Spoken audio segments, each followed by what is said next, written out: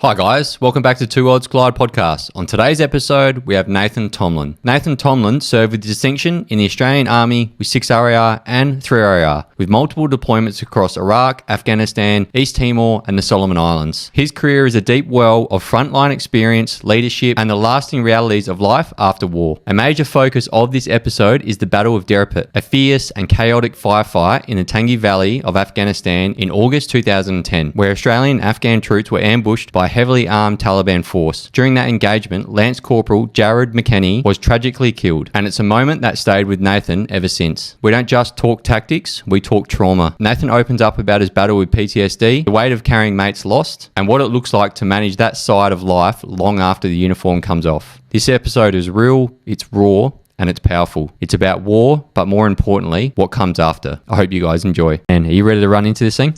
Ready to run, let's go. Mate, Nathan Tolman, welcome to Two Odds Glide podcast. How you going?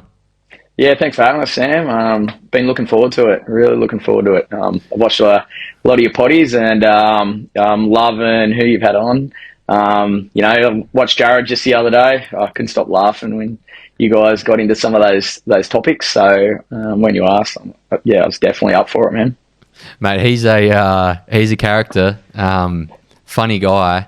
You know, especially comedians like that. I've had a few comedians on in the past couple of weeks because we had a thing called Adelaide Fringe Festival here, which is in March and February. It opens up for like the arts and performance world, and just gets flooded with a bunch of comedians. And for how quick they are, comedians are so quick thinkers because they have to be, right? Because if they're on stage and someone's heckling, they have to be so quick and so immediate with their thought process and how they perform on stage. You sit there and you do a podcast with a comedian, and man, it's hard to keep up with them because they're just so quick at thinking. And it's great. Imagine going bush with Jared, sitting in the pit. It's pissing down rain, and you're having a terrible time.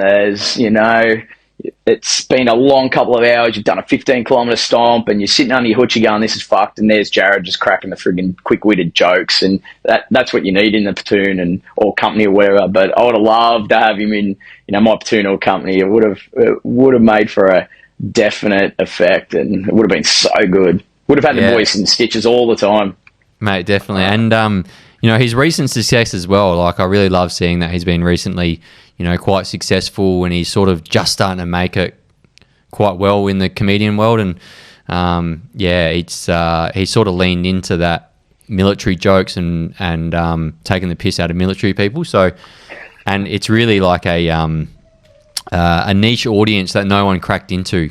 Like, he was the first to get into it. So I think he's going to go quite well, and everything looks like, it all looks like it's going to be lining up for him well. And he's he's done some good stuff. But look, mate, let's sort of jump onto your career, mate. I know you ended up doing a whole bunch of trips, a whole bunch of time in leadership positions as well, which is something that I haven't really had on the podcast yet. And I'd love to dive into, some of your leadership stuff as well, keeping men motivated, both at home, but then more importantly, over in Afghan and places like that, especially after loss, right? After loss, trying to get guys back into the fight after loss. That's something I would love to delve into. But before we get into that, mate, I just want to hand over. You just want to, just give me a quick brief on sort of how you grew up, because I know that's will be integrated into why you joined the military, and then we'll get into the military stuff. Yeah, I guess, going into the military, it kind of shaped me early on in life. It all goes back. I was born in the 80s, early 80s, around the time of like Motley Crue and Raiders of the Lost Ark. Okay, love that shit. And I was born in Western Sydney suburbs in Blacktown, a little suburb called Layla Park. And it was known for the housing commission, typical houses, fibro, just those post-war homes. And I guess to describe the area, it was a bit of poverty going around at the time, and limited opportunities. So the natural pathway for kids and adults at that time was, to take to crime, drugs, and, not too many people had jobs in the area. So that kind of shaped me. It was around the time of heroin. Heroin was massive around Blacktown, Layla Park in the 80s. and it actually found its way into my own home at a young age. So for me, I grew up what I considered fairly normal in that housing commission home with mum, 3 siblings, but mum bounced from partner to partner, and they were a negative role model in each of their own little ways. But the biggest one, and it's a good little story about one of the, I wouldn't even call him a stepdad, it was mum's boyfriend at the time, coming to my room one morning. I think it was school holidays. It was a Monday, because Monday, Wednesday, Fridays were his nice little trips into Blacktown, into the city. We didn't have a car, so he's banging on the door. He's like, "Come on, Nath, let's go out for a bit of a trip. I need to see my doctor." We jumped on the local busways bus, and we ended up at the hospital. So walking towards the hospital, little red brick building, a whole bunch of, males and females, but mostly males, from what I can recall, standing around, and they all looked the same. They were all, a little bit out of it. All of them had the cigarette in their hand, and the ash half fallen off. But one thing that stood out, they all had those chocolate M's, and I don't know what it was with junkies, but they all had them. So I was left outside with all these junkies while, mum's boyfriend went in and grabbed his medicine. Come out and took me to Macca's afterwards. And that was a common occurrence. That definitely wasn't the first and last time that I'd, go on a little trip to a methadone clinic. So I consider that quite normal, especially around the house. Bong sitting there, syringes, because obviously methadone was that drug that was prescribed for those who were coming off the back end of heroin addictions. And but it was considered quite normal. Mum, she was clean as they come. She used to smoke cigarettes and have a drink every now and again, but they were the type of characters she was attracted to. That person later became the father of my younger sister, and he was pretty absent in her life, so I took responsibility later on in life to, I guess, help her out. That was just a quick description of what I was dealing with at that age, mate. It was different. Yeah, I've got a question out of that.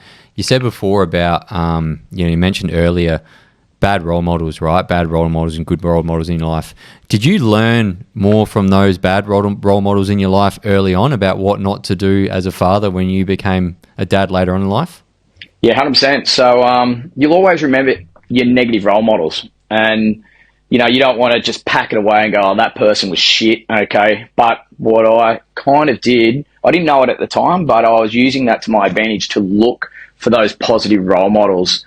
Even though the house, was a little unstable now that I look back at it, but I did have a positive role model, and I always relied on this person. Gave me a great set of values, which I use to this day, and that was my granddad. So I ended up moving forward just a little bit. He took a lot of responsibility in guiding me. He ruled with a firm hand. Loved a bit of a fight back in his day. So he'd always hold up the pads and in the house and get me having a nice little hit at him. He was just trying to instill some good characteristics and those values, which they came in quite handy. So he was a significant person in my life, but he didn't get to see really any of my army careers. He died just as I was enlisting. But, I chose stability, and I ended up going to live with my grandparents, move away from my mum and my siblings, and, I was a little bit spoilt by the grandparents, but they took me to the surf lifestyle, and, so into my teenage years.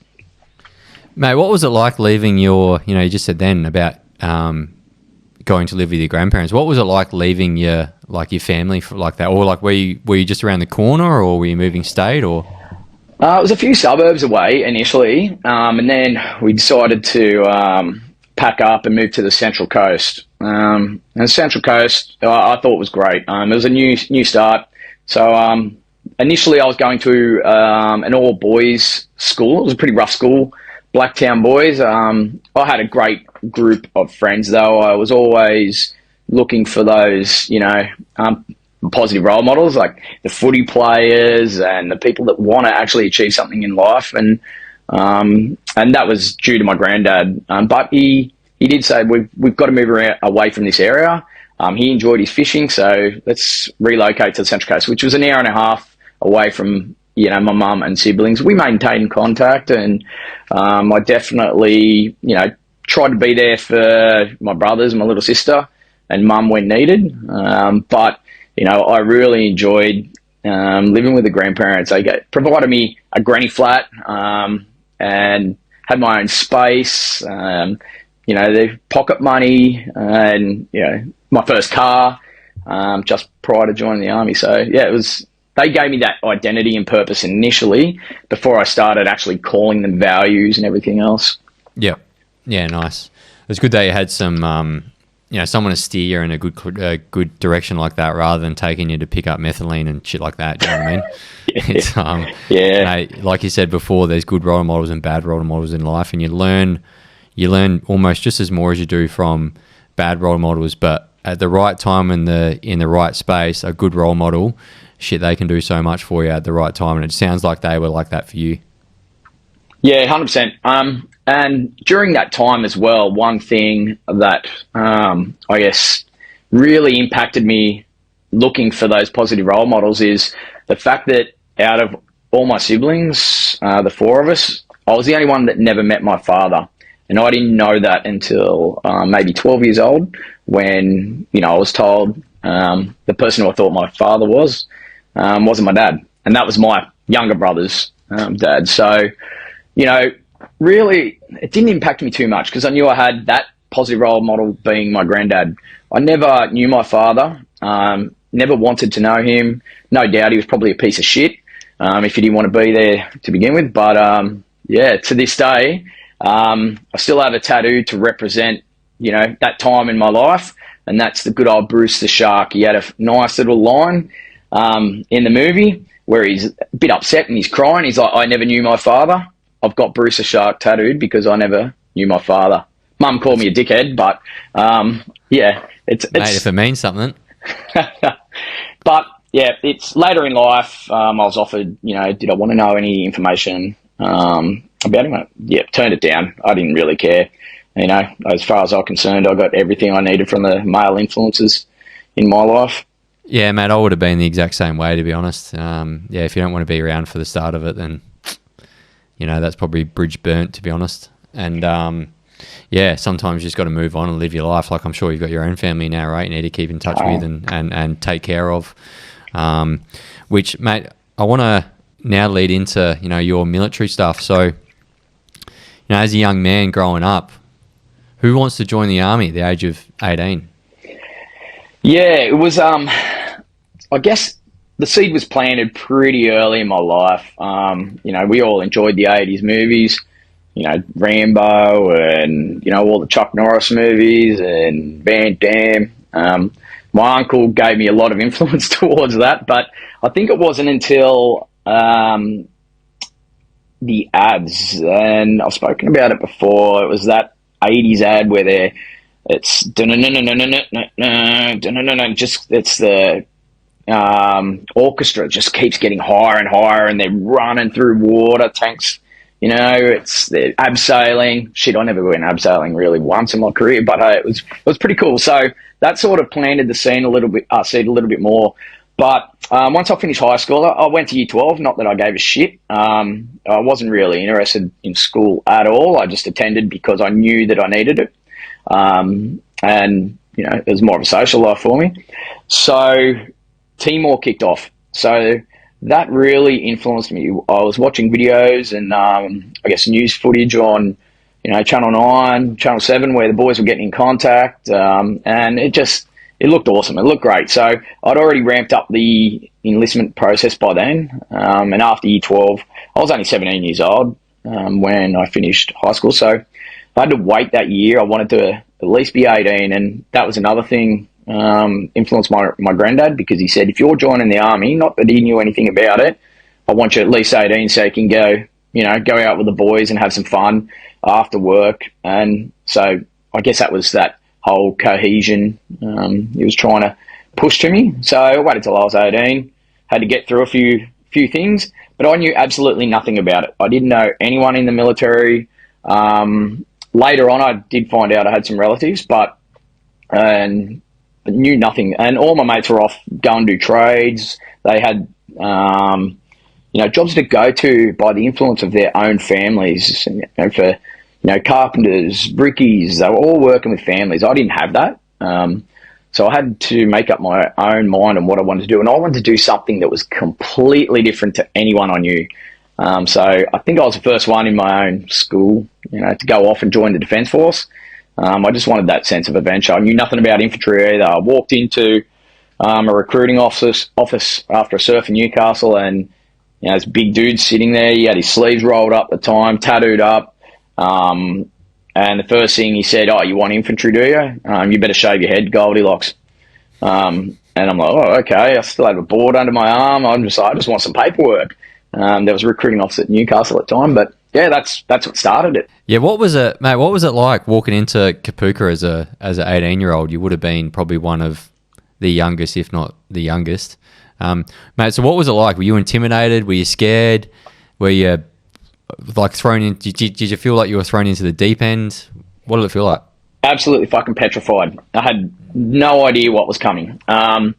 We got off the bus, or even before we got off the bus, MPs are walking up and down, screaming. I'd never been screamed at like that in my life. They had dogs. They were, threatening to search us, and it was on. It was 1 minute it's quiet, air-conditioned bus. People are asleep. Next minute it's nighttime, Kapooka, just like in the movies. Get off the fucking bus, stand in line. And then we met our RIs, and I was in for a world of hurt. It was only a 6-week course then too. So, and you could imagine it was 2000. So, around Timor, Interfet. Yep. So a lot of the instructors, they missed out on Interfet, so they were angry. They were really angry. Yeah, ready to take it out on some recruits. Exactly. Yep. So, mate, from there, what unit did you go to? So I went to 3RR. Yep. Initially. So yeah, Kapooka. That I won't say it went quick, but I learnt a lot from Kapooka because I was that shit soldier. I did not adapt. My records of attainment, and I've still got them to this day. Slow to learn. I had to get stitches in my feet in the first few days to get an ingrown toenail removed. So I'm at the back of the platoon in runners and trying to keep up, and I'm just getting absolutely belittled. And, I was just constantly on show parades for shaving. So I had to present to the staff because, I hadn't shaved properly. I'd never used a razor. I don't think I even had a hair on my chin, but fuck, I was doing show parades. But the thing that stuck out in my mind was the abuse I copped on the shooting ranges. I'd never touched a weapon in my life, and it was fucking, what are you doing? I'm like, I don't fucking know. And it wasn't until I missed out on the Canberra trip, the museum trips, because I was retesting. And everyone else in my platoon went off and did the Canberra trip, did the experience, understand the history and all those that had come before us, not me. Fuck, I was out on the shooting range retesting. So that really hurt, fucking watching them get on the bus that morning. But it wasn't my staff that taught me how to shoot on that day. It was the marksmanship training section. It was some random corporal sat me down, pen on the barrel, releasing, taught me how to breathe and relax, and he was so calming. Got straight on that mount. I passed first shot, first go that morning. So first detail, passed LF6, and I'm like, here I am. I could have gone to Canberra. All I needed was somebody to actually sit me down, mentor me, and teach me how to do it. Yeah, isn't that funny? Especially for a younger kid, like how they respond. And you've probably seen it a lot with your veteran mentors, stuff that you've now went on and done after the military. It's like, how do these guys respond? Not everyone responds to getting yelled at. Not everyone responds to being publicly belittled. Some people just need to be they need to get someone to get an arm around them and be like, here, buddy, come here. This is how we do it in a calm manner. And you get results out of it almost instantly. Oh, that's right. It's a continuum. You need to start somewhere and develop. And I guess the shooting ranges for me was always a thing that I was petrified of. So from that point, shooting, I was scared. Every time we had to do even a wet qualification, I hated shooting from that point. It instilled a fear that I carried throughout my whole career. And I'll talk about it later, but I always remembered that because, funny enough, here I am, an average shot, scared to shoot, and 15 years later, I'm the master coach at Kapuka. And I'm supposed to be the font of all knowledge, a subject matter expert in shooting, and here they are throwing awards at me for teaching it and showing people how to manage it correctly, breathe, and so it's funny how things go full circle, right? Yeah, especially in the military. I still remember that dude who taught me, though. Remember, because I was in that section 15 years later. Yeah, right. I was actually running that section. So there you go. That's interesting, mate. Now you went to 3RR, so I was obviously at 3RR, but you would have went there in what, 2000? 2001. So after Singo. Won't bang on about that. Singo, most people know what it's like. Pretty tough. Blow shit up, shoot some shit, learn some tactics. I was a bit delayed. I got back squatted for a stress fracture, so I had to stay in Singleton for six months in a training support platoon. So, but that was good for me because I could choose the battalion that I wanted to go to. Everyone else went to 1RR, I think it was. 1RR. I wanted 3RR, so staying behind actually got me to where I wanted to be, and that was 3RR. And that seed was planted very early at Kapuka as well. So, so 3RR, I finally got there in 2001. You obviously got your wings when you went there, because, mate, I went there in, I can't remember, maybe a decade after. I reckon I was there in 09, 10, 11, 12, 13, 14. You would have just missed me. Yeah, potentially, yeah. Because we went there and then we went on the Afghan trip over in 2012. So, yeah. But anyway, mate, talk me through, because I know 3RR was pretty heavy back in the day, and talk me through that. Talk me through that experience. Oh, okay. 3RR. Everyone knows the reputation back then. It was pretty tough. So when I arrived to 3RR, it was known to be the tough battalion out of the lot because of the pride, the culture, the Maroon Beret, and the fact that they did something different was jump out of planes. And that's what attracted me. I had never been in a plane before, never been in an aircraft to go on a holiday. So that was one thing that attracted me, that I'd never done it, and it seemed fun. It was in Sydney, close to home. And also I paid a little bit extra. I think it was $145 a fortnight or something. But getting to 3RR, I guess it was shocker catcher. We marched straight into the Shat. There was no rooms available. I was posted to Alpha Company, and there were no rooms available at the time. So in the Shat, I knew nothing of the Shat, which is probably a good thing at that time. And it was just parties every night. But I don't know, I'd never bit into it. I'd go have some beers, but I'd sort of try and fade away at an early time before it started to get too hectic. And some of the older boys that were there, they'd just grab the new guys and just feed and piss until PT the next morning. And I don't know, somehow I escaped it, but I think I know the reason why, and that's because, again, I was looking for some the positive role models, the guys that everyone looks up to, and I was fortunate enough to have some of those when I got to 3RR and into Alpha Company, and I'll talk about some of them soon. Mate, I was very similar. Mate, when I got to 3RR, they tried to get me down the Shat, and they were like, drink out of this boot, and I'm like, fuck, I'm just not doing that. Not happening. So I just walked out, and one of the saving graces for me was that I was really fit. So whenever we used to do anything, I used to win most of the runs. I used to be at the front of the pack for all the platoon PT and company PT. So in some weird way, being really fit and me just telling these guys to, no, I'm not doing that. It got me a pass, because he's just a fit guy. He's a bit, he can let him go. All these other guys, we'll get them to drink out of the boot. So for me, it's just I was just lucky that I was naturally fit, but I did make a stand and say I'm not fucking doing that. I'm not drinking here, bro. Oh, don't get me wrong. The fitness, I wasn't super fit. I looked like I was 12 at that time. And there were bottles being thrown at us, walking down the mess sometimes after hours. Get to the fucking shack, you owe us beers. And, I was just, I guess, cunning enough to escape it. I didn't want to be around it.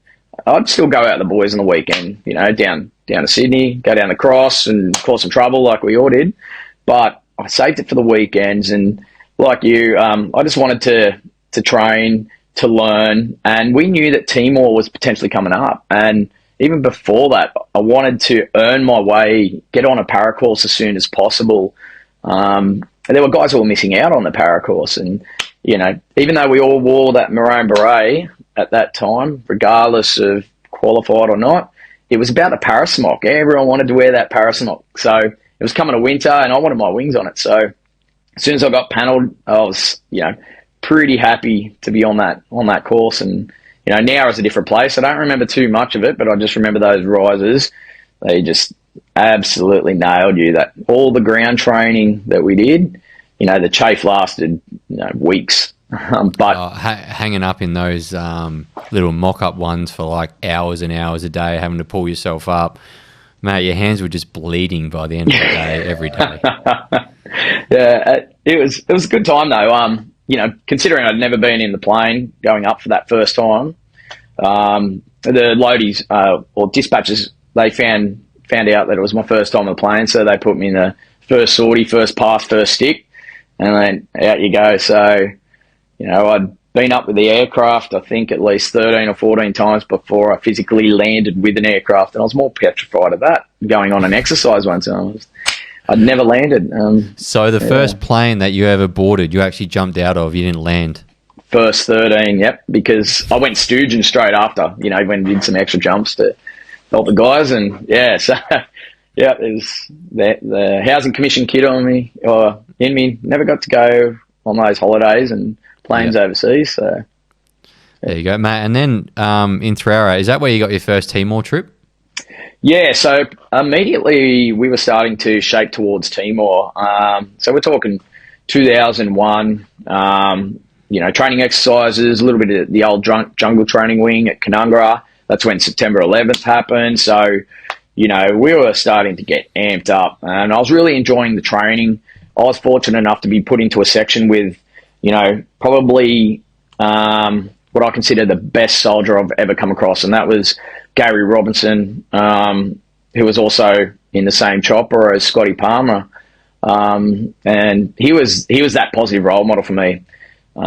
He was a good runner. I didn't want to, ever go out on a Thursday night on the piss, because Friday I knew he was running us, and he'd just dominate. But he was that family man. He just carried himself so well. So that was a real big influence that I didn't want to let him down. So the training, we had to earn Gary's respect, and he chucked me straight onto the F-89 as a gunner, because I could hold my own. I was fit, probably 72 kilos, but I was run fit back then, run and push-ups, as long as you can do that. So we started training towards Timor, up to Townsville, pre-deployment, and let's say that was an interesting time. The battalion got into a fair bit of shit up there around, pre-deployment time for Timor. Lots of stories come out of it, but as I said, I wasn't looking for trouble. I went out a few times, but the battalion got in trouble, going down, I guess, the main street in Townsville, jumping bars, police coming in and in riot gear, trying to control the situation. Battalion got pretty much confined to barracks from that point, but it never interested me. I did go out a few times. I won't say I jumped the fence or not, with a couple other boys, but, I was home early to get that sleep, because I knew that Gaz was going to run us the next day or PT us, and I didn't want to let him down. And we were still earning our positions to go to Timor. They were cutting people after that pre-deployment training. So I knew that Timor was going to be awesome. And I do recall it was around the time of Black Hawk Down. So, we thought, it was going to be like Mogadishu in some areas, but we trained for it. It was, yeah. So we went and watched it as a company, I think, Black Hawk Down, and we're like, yes, this is going to be awesome. Timor wasn't like that, but Timor was an interesting place, really interesting. Yeah, so talk me through a bit of Timor. What's it like? What was the trip like? I guess when we got off the plane initially was that humidity, that Southeast Asian smell that, stays with you for a long time. Yeah, I like to, it's that burnt plastic smell. Yeah. And, mate, the same smell you get in like TK and the streets of Bali, stuff like that. This real burnt plastic smell. And, mate, whenever I go to like a Bali or a third world place, whenever I smell it, I get this instant like hit of Afghanistan again. Or for you, it'd be like Timor, Afghanistan. Do you know what I mean? That burnt plastic third world smell. It's just whenever I sniff it, it like triggers some, like, oh shit, this smells like Afghan type thing. Yeah, exactly. It was a different smell. Just that whole burning rubbish, and we even had to burn our rubbish. Every FOB, we took care of ourselves. So here we are burning our own rubbish. We even had to shoot some dogs that would just be all around that rubbish. We had to shoot the dogs, chuck them in, we'd burn them. So those kind of smells, you don't forget. And it wasn't in effect. We knew that. It was under the United Nations umbrella, a lot of hard infantry work, especially carrying around the F-89, double first line ammunition. I don't know why we had that much, but, the hills of Bobonaro, they really tested me. I'd never had cramps before until I was there, and it was heavy work, but it was great. Probably the highlight for me was working with some New Zealanders and doing dual patrols. Just everything we did was in a chopper. We're in New Zealand Hueys, lots of Black Hawks. It was cool. They just drop you into a location. You go off and do a dismounted patrol for 7 days, maybe get a resupply in between, come back to your FOB, and and it was cool. You got to hang out with your mates to entertain ourselves. We had some fire nights, and but we lived and breathed with each other before we even left. We lived next door to our mates on the barracks. We knew everything about one another. It was a good time. Yeah, I had one of my mates who was friends with my cousin Scott Palmer. His name is John Dixon. I had him on the podcast, mate. It would have been episode 19, so fucking maybe 25 weeks ago or something like that. And he was telling me that he would have so much rather, even though there wasn't much that actually happened in Timor, he said for his soldiering ability skills, to be out in Timor properly patrolling and putting all his stuff that he knew into a trip in like a live fire scenario was so much better than like hanging back at home patrolling with blanks. And he described it to me is because he was in 1 hour or 2 hour and he went there early, got the trip early, and he's like, I love this. I need to get more of it. And it really just inspired him to, move through the ranks and then obviously go to 2 Commando. But was that a similar thing to you? Like, did you really feel like on that early trip in Timor, you got to hone some of your skills that you were learning back in Australia? Yeah, I think it did, especially in the bushcraft and fitness as well. They were pretty heavy loads. Let's say that the training we did there as well was great. So the times we weren't out on a, let's say, mission, patrol, whatever it was, we were doing some great training. It was the first opportunity that I had to do airborne rappelling. So I was put on an airborne rappelling course, and here I am swinging out of choppers. I've never done that before, never even thought about it. And it's like, here, make your harness and start airborne rappelling. So those sort of skills, will really keep me drawn, going, oh, maybe this is a career for me. I still only intended on doing my 4 years, but I also seen that as a reward because not every soldier in the company, had the opportunity to do those things. You had to be performing. And so to me, it was like, maybe I'm finding myself as a soldier. It is, enhancing my basic skills, and maybe people see me not to be that, shit recruit to the average private going through Singo, but maybe I've got some ability here. I wasn't the best soldier. I wasn't great at everything, and I made some mistakes. But I guess it matured me is probably the word I'm looking for. And some of those qualities and skills that I learned over there, I taught along the way as well to some of my soldiers, just the basic patrolling techniques and knowing where your kit is at all times, and how to distribute your weight correctly in your pack. Just all those 1%ers. And we even did was it Opie Trophy? That's what it was? Yeah, I remember that. Yeah, Opie Trophy with live rounds. So we put a stacked team together in Alpha. So that was another acknowledgement of my abilities. We didn't just put a normal section together, which usually done. We put some of the best soldiers in the company I considered at the time, and I looked up to some of the seniors. And here I am with them in the same team as a gunner. I'm like, wow, this is, I'm doing something right. So I seen that as a foundation for the rest of my career. And I still look back to the leadership of Gary Robinson, and I made decisions that I had to go back and reflect. How would he done it? Okay, what would have he done in this situation? So, I was just fortunate enough to be, around good role models and, those positive influences then. Yeah, okay. So then when you got back from Timor, sort of walk me through what happened there, because I know you went from 3 to 6, but is there any other deployments or anything you did in between that? Yeah, did a fair bit actually. So I returned. I was 21 at that time. So I had my rockall, my 21st birthday on my rockall. So come home and had a little bit of a party, got my first tattoo. At this point, my granddad had passed away just prior to that trip. So I had to go get his initials on the arm and the good old A&F, as we all do back then. And so I considered that as a bit of growing up. Back to Timor, return home, and it was just courses from that point. I ended up, I think, getting on my Subject 1 in 2004 or something like that.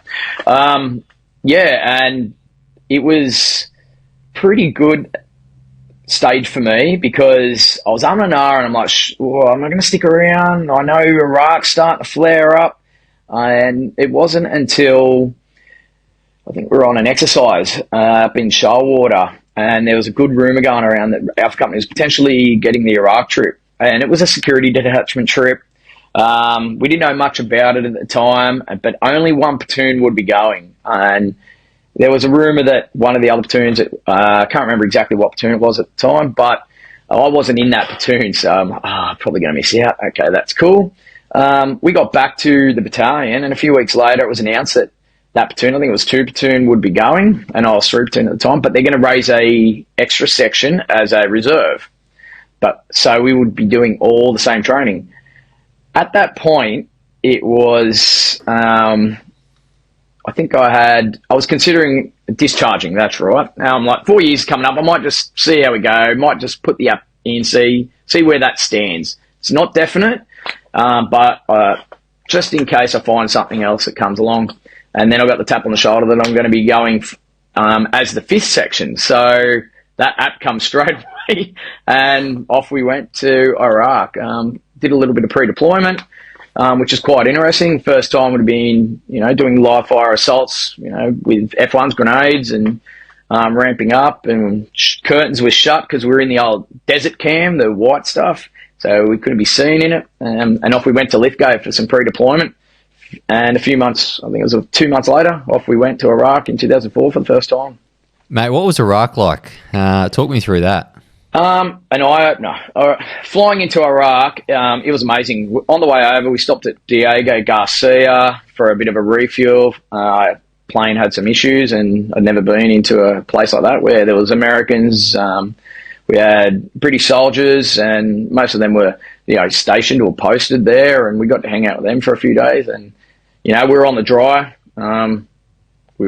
Didn't say we were physically being on the dry, But it was a pretty cool time. And then once we got into country, flying in, first time I'd ever experienced TAC flying, and yeah, we were low, and you could see the city of Baghdad coming in. It was a pretty cool experience. But I guess the first time I'd ever heard like any sort of firing, celebrationary fire, it was in the middle of the night. We were all sleeping in the gym during a handover, and we heard some shooting. We're like, oh shit, it's on, stand to. We were all putting our boots on, getting ready. And I think one of the boys on picket from whoever we were handing over with at the time at Sector 2 come down and said, nah, boys, go back to bed. It's just celebration fire. It's every night. Like, oh, okay. So that sort of set the tone for the next 4 months. And they were only 4-month trips at that time. But it was in a place, it was known as the Flats. It was like a skeleton of a building, an old hotel. The job was to look after the embassy and the embassy staff. And funny enough, I was just reading through some of my old diaries. I've kept diaries on everything, day by day, just a few sentences for pretty much my whole career. And I was reading, it was a lot of fucking sitting around. And my diary pretty much reads, woke up today, did 6 hours of picket, had something to eat, and an IED went off 200 metres down the road. That was fucking cool. No one was injured though. That was pretty much the day-to-day life. We did a few, rocket runs up Route Irish. There was a little bit of small arms going every now and again. There'd be random shots fired at the vehicles or in vicinity, but you're going too fast to do anything about it. Even as a shooter, you're, oh, where'd that come from? Oh, too late. So it was working with labs as well. I think it was the first time labs had ever engaged overseas in that capacity. There was a 25 mil arced up across one of the rivers, the Tigris River, and there was a mortar base plate. So they found the point of origin, put a few rounds in, and we were QRF. I was like, okay, cool, jump in the back of the vehicle, and it was the whole hurry up and wait. Nope, stand down, it's not AO, we're not going out to check it out. We only had a small AO, but it was good. We could just patrol around the local district. We felt a sense of purpose, and yeah, it was very different. Yeah, a lot of the guys that I have on my podcast, like when they talk about Iraq and Afghanistan and stuff like that, there's a very big difference, right? Like it's not that real war fighting stuff that we got over in Afghanistan. It was more of a slower moving. You still had purpose when you were there for a reason, but it just wasn't the Afghan trips. Yeah, that's right. We did, face regular fire and shootings and, random rockets being fired at our building, but it wasn't war fighting. We all knew it wasn't going to be war fighting. We're there to serve a purpose, and that's, secure the embassy, move the staff from place to place. And I was a senior dig at that time, so I was like the number one rifleman, GLA. So for me, I had some responsibility. I had to, mentor some of the other guys in the section, and I could tell they looked up at me, even though, I was only little, but they looked down, up at me kind of. But it was that time where I was really glad that I'd considered staying around, and I didn't just pull the discharge to get a trip. I wasn't chasing trips. I was just umming and ahhing, was this the career for me? I had no idea. So I think that was the deployment that fed the want to be there a little bit longer and potentially a career. Yeah, because I was just about to ask that question, right? You almost put in your D before the Iraq trip. And then, coming back from Iraq, was there that thought about putting in that application to get out of the military then? Or were you like, nah, this is what I want to do? No, it was pretty much this is what I want to do. We returned from that trip, and I was put on some courses, and I think I knocked out my sub 2 and sub 1 at that stage. So, I was being promoted to Lance Corporal. I never got really do the job as a 2IC. As you know, you're promoted, and then some corporal falls over, and then you're straight into that position. So I was put in a leadership position straight away.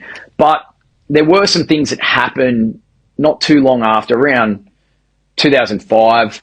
I was seeing a girl at this stage, and we were out one night with the boys, as we do, and got into a bit of trouble, and ended up with 200 hours community service, going to court. I thought that was going to have an impact on my career. It was a pretty scary time.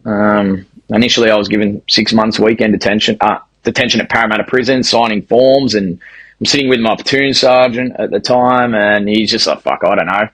And my solicitor's like, don't worry, we'll appeal it, we'll use your job.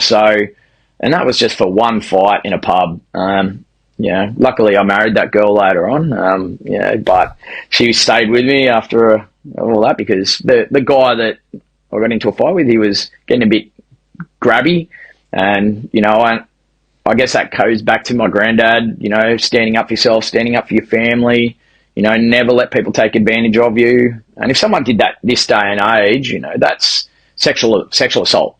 But, grabbing someone on the bum a few times and coercing them to, leave the venue, it's not a good thing. So I took care of it and, got myself into a bit of trouble. But let's just say that I was kind of looked after in the way of more trips were coming up. I was promoted to full track at that time. So I was given, I think it was an administration warning, but I still deployed the next year, and that was to the Solomon Islands and Iraq. So, well, that's the thing, right? If you're a good soldier, and for me in that in that situation, you were just standing up for your soon-to-be wife, but also as well, like, you have some morals to back, right? Like, who are you as a man if you don't do anything about that? And I think that's where we're sort of going wrong in society at the moment, is like, they're teaching men to be like, oh no, don't stand up for this person. It's like, no, fuck that. You got to be a protector. If you're with a female and something happens to her, you got to be ready to protect her. And I think back then the military would have seen that, and they would have been like, you know what, we back him on that. Yeah, look, he might have got in trouble for flogging a bloke, but he deserved it, right?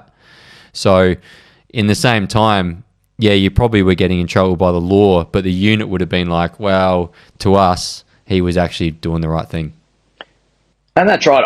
100%. I was still performing, as a soldier. I was learning, and, I thought my performance was, going up. And I definitely had leadership ability, respect from some of the boys around.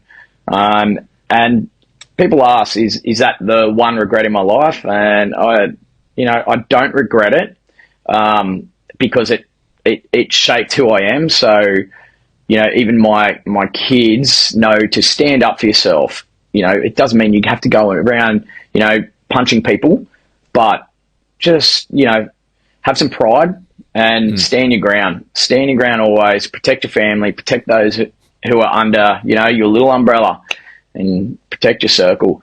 But, I continued. I was thrown, an extra hook, and then Solomon's happened. So that was one of those rapid deployments as well. Like, we were the Ready Battalion or Ready Company Group. Honiara was in a bit of strife at that time. It was all over the news. I could tell something was going to happen, or most of us were talking about it. And it was, well, maybe we'll get the call up on this one.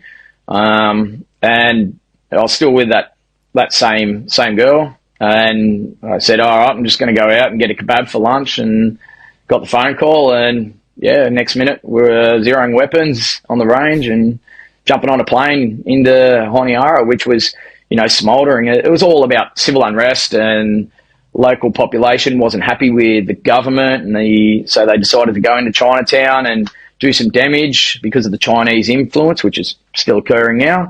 By the time we hit the ground, it was just smouldering, and everyone had dispersed, and the feds lost a little bit of control. But we didn't look into the political side of it. It was my first opportunity to take a section, 8 dudes, and really, lead and, do what I was getting paid to do. And it's the best job in the army, being that corporal. And the patrols were great, but it was a pretty mundane deployment. But we already knew that we were going into Iraq soon too. So we knew we wouldn't be there for long, because we had training to do and get back home. And yeah, so 6 weeks in Solomon Islands. It was a bit of a battlefield tour, actually, going up to Bloody Ridge and having a look at Guadalcanal. If you've ever seen Thin Red Line, it all really put the pieces of the puzzle together. And you know, it was interesting. I got a lot out of it, but I considered it a shakeout for me as a leader. Yeah. Yeah, that's cool. And again, like going back to my previous point, you would rather a shakeout as a leader going on a deployment rather than just doing it over exercise in Australia, right? Like how much better is it doing it overseas, actually potentially, you know, in a threatening environment? I remember we almost went to the Solomon Islands, mate, it would have been 09 or 10, somewhere around there. And it was because they were having their elections. And obviously their elections are highly interfered with. They're mostly rigged. And there was an uprising and people were killing each other over that. So we almost got sent over there for it, but it got pulled. So we, with the same thing, got called up, zeroed weapons, all ready to go, practically had our stuff on the parade ground. It's like, yeah, no, we're not going. They're not pulling it. So everyone was like, oh, shit. So yeah, we didn't get that one. I think it was going to be a 6-weeker or something like that, which I was a little bit disappointed about. But yeah, for me, mate, you know, fucking 2 years later or maybe a year later, we're over in Afghan, so it didn't really matter. Yeah, that's true. But hey, all that stand 2, stand down, DP1, it's all part of it. And I guarantee you still pack your kit, even if it's just go on a run or go on a little trip somewhere. You're checking your kit, you lay it out on your bed, you go through your list, and we still carry some of those attributes that we learnt through those systems, and they work. 100% they work. And it's something I'll carry on for the rest of my life. It's even during the last, potential cyclones that were coming through here. I pretty much had orders written out for the house, and the bug out gear, and the missus like, "What are we doing?" I'm like, "Oh, this is the trigger to move here. I've got this packed," and they're just some things that we'll carry for life, and I think they're definitely beneficial. Yeah, definitely, mate. So now you got home from the Solomons, and then you went over to Iraq for the second time. Was that any different from the first trip that you did? Yeah, 100%. So that trip there, again, I went over as a section commander. The Australian Embassy at that point had moved back into the green zone. So the red zone was where we were on the previous trip, because that was hit by a vehicle-borne IED, massive truck bomb, and the boys who were there, I think a few of them were injured at the time. Luckily, the structure of the building and all the sandbags that we filled up over there, they hit the hardest part, the strong point. And so the embassy, the government asked, for the embassy to be moved back into the green zone. So there were two different areas. You had the, I think it was called the Cove, and that was where you did all your armoured runs, up to the presidential palace, took our politicians, so they were like the armed escorts.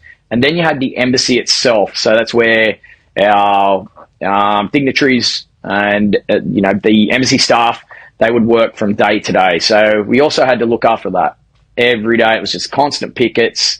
We didn't move too much, but we also manned the entry control point to the hospital, which was the major hospital in Baghdad. So that's where all American casualties, coalition casualties would come through. It was manned by a couple of Aussies, a couple of Iraqis, and a couple of American medics.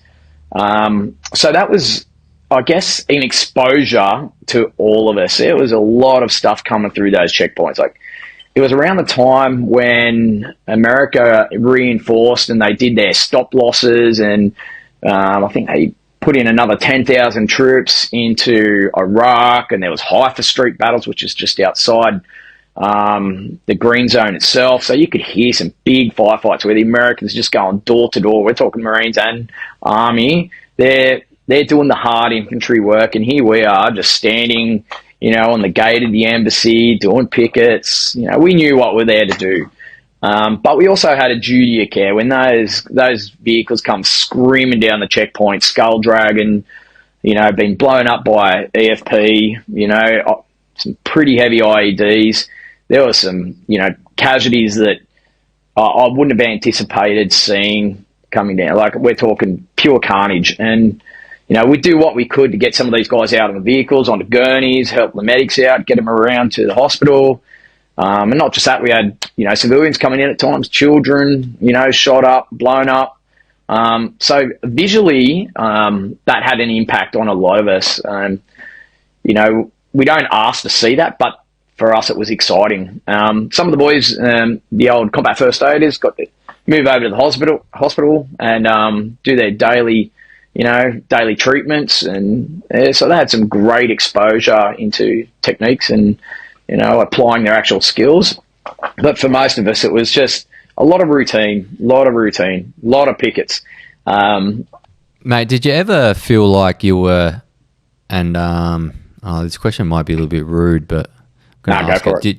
Did you ever feel like that you were missing out, standing on the base and hear them firefighting? Oh shit, yeah. We always, we always want to get into something like that. But seeing some of those casualties, would we be prepared for it? I don't think we were prepared at all for that sort of stuff. That wasn't the job for us to do. Like, if they, wanted a section of us to go down Hypha Street and kicking down doors and hand-to-hand combat, had we trained for it? Probably not. So we probably weren't skilled enough to do some of those things. The force protection measures were different there as well because of the introduction of EFP. That some of those components that were finding themselves into Iraq, I'm so glad they didn't make it to Afghanistan. But, we were wearing that heavy ECBA, so we had big neck padding, shoulder, and, the flaps to protect your balls. There's a lot of equipment. You could barely move in that shit. So we've seen a lot of changes on our equipment on that trip, and it was about the force protection had stepped up, another 3 levels. Yeah, mate. And then from there, you obviously came home. Is that where you got posted to 6 RAR? Yeah. So after that trip, had a young family at this time. I ended up getting married to that same girl on a rockall in Italy, as we all do, proposed, and come home.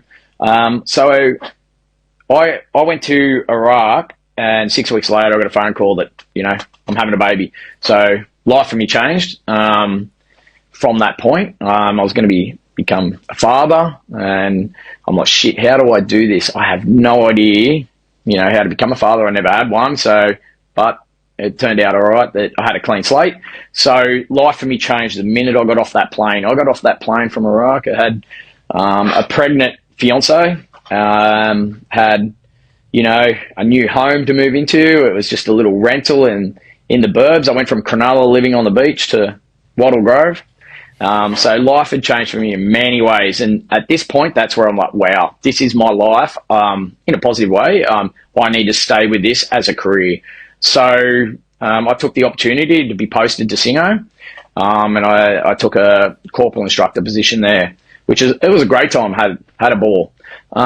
Managed to knock out the promotion courses for sergeant, and just after I finished my sub 2 for sergeant, I got a tap on the shoulder from the wingy. I think I was doing a M76 A6 lesson, so the 66 rocket launcher. Giving a lesson, having one of the breaks. He's like, "Hey Tolly, got a gig for you. I'm going to post you to 6 RAR early. They're force concentrating. It's like October 2009 or something like that. What do you think? Would you go up there early, and I'll give you a position on the Rockall platoon?" So I'm like, oh, that's, is it going to be worth sacrificing going early, leaving my young family for 3 months while I go and train in Brisbane, and for, a few months overseas, a part of MTF1 and 6RR. And it was on promotion as well. So I ended up calling the wife at the time, and the wingy was on the phone with me. He actually called her because she worked in the bank on the base. And he's like, "What do you think, Nate's going up? And, are you happy if he goes? We'll look after you." And she's like, "Yep, okay, go for it." So that weekend, I was in the car up to Brisbane and force concentrating with 6RR. It was... What do you mean by force concentrating? So by that meant we were forming a battle group. So all the other units were coming in to form that battle group. So, we had 1 Reg, 2 CR, all the 7 Brigade units coming together to form the combat teams. And it was a busy time. I got there day one. I was still a corporal, marched into the sergeant's mess, and I went up, visited the RSM, knocked on his door. It was Tony Coleman at the time, and he's like, "Oh, you're the new sergeant." I'm like, "Yeah." He's like, "All right, get in here," and he's just gone, "Here you go. There's your next hook." It wasn't anything formal. It was just throwing me a rank slide. "All right, you good? You got accommodation down the sergeant's mess?" And I went, "Yeah, I'm sorted." Went down the sergeant's mess. I had no idea what I was doing down there. Didn't know how to order a fucking meal. I knew some of the boys who I'd crossed paths with on courses and everything else, so at least I had a few people to lean on. I met my platoon, 40 dudes, and we cracked on with training for 3 months up on Shoalwater. Yeah, around, was it Shoalwater? Townsville. So the whole battle group moved up Townsville. I trained with the same boys, one of the Rockall platoons, and it wasn't too soon after we finished all that, I moved my family up into a nice little DHA place in Brisbane. In the few weeks I had off over Christmas, and I got the phone call that I was moving into Delta Company. The platoon sergeant, platoon commander had moved on for other reasons. So they brought in a new platoon commander, a new sergeant into Delta Company 6RR, and I was one of those sergeants. So here I was. I met most of the platoon, but some of them had already gone on a part of the advance party to Afghanistan. So I didn't meet the whole platoon until I was in Afghanistan in 2010. 2010, all right. And look, mate, I know that was a pretty heavy trip. And there was a couple key points on there. So, look, mate, and I've been to Afghan. I know these things are pretty tough to talk about, but, mate, what you can and willing to talk about, I'd love to hear some stuff about that trip and some stuff maybe that went right, went wrong, all of that.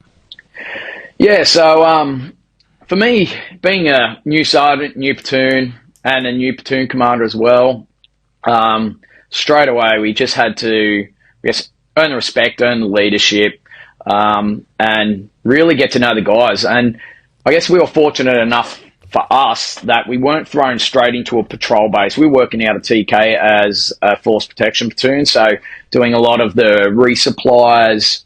We're like a taxi service in some regard to the patrol bases, but it was important. Our convoys were anywhere up to 30 vehicles at times. So we had one platoon looking after 30 vehicles. And my job was to make sure, all they were known as flat sheets, all the information with our little numbers were filled out in case there was a casualty, making sure it was all correct vehicle allocations. And yeah, it was pretty hectic doing some of those convoys. I'd never done anything like that before to that scale. We're talking heavy recovery vehicles, and so we'd move from patrol base to patrol base. We copped a little bit of shit here and there in the way of from Taliban fighters, firing some small arms, a few rockets here and there, moving between the patrol bases. We got to talk to all the boys. But the best thing was and the benefits were, we got to see the whole AO. So we were out at Chora. We were, we got Muzazai and Combat Team Alpha. We got to see Charlie.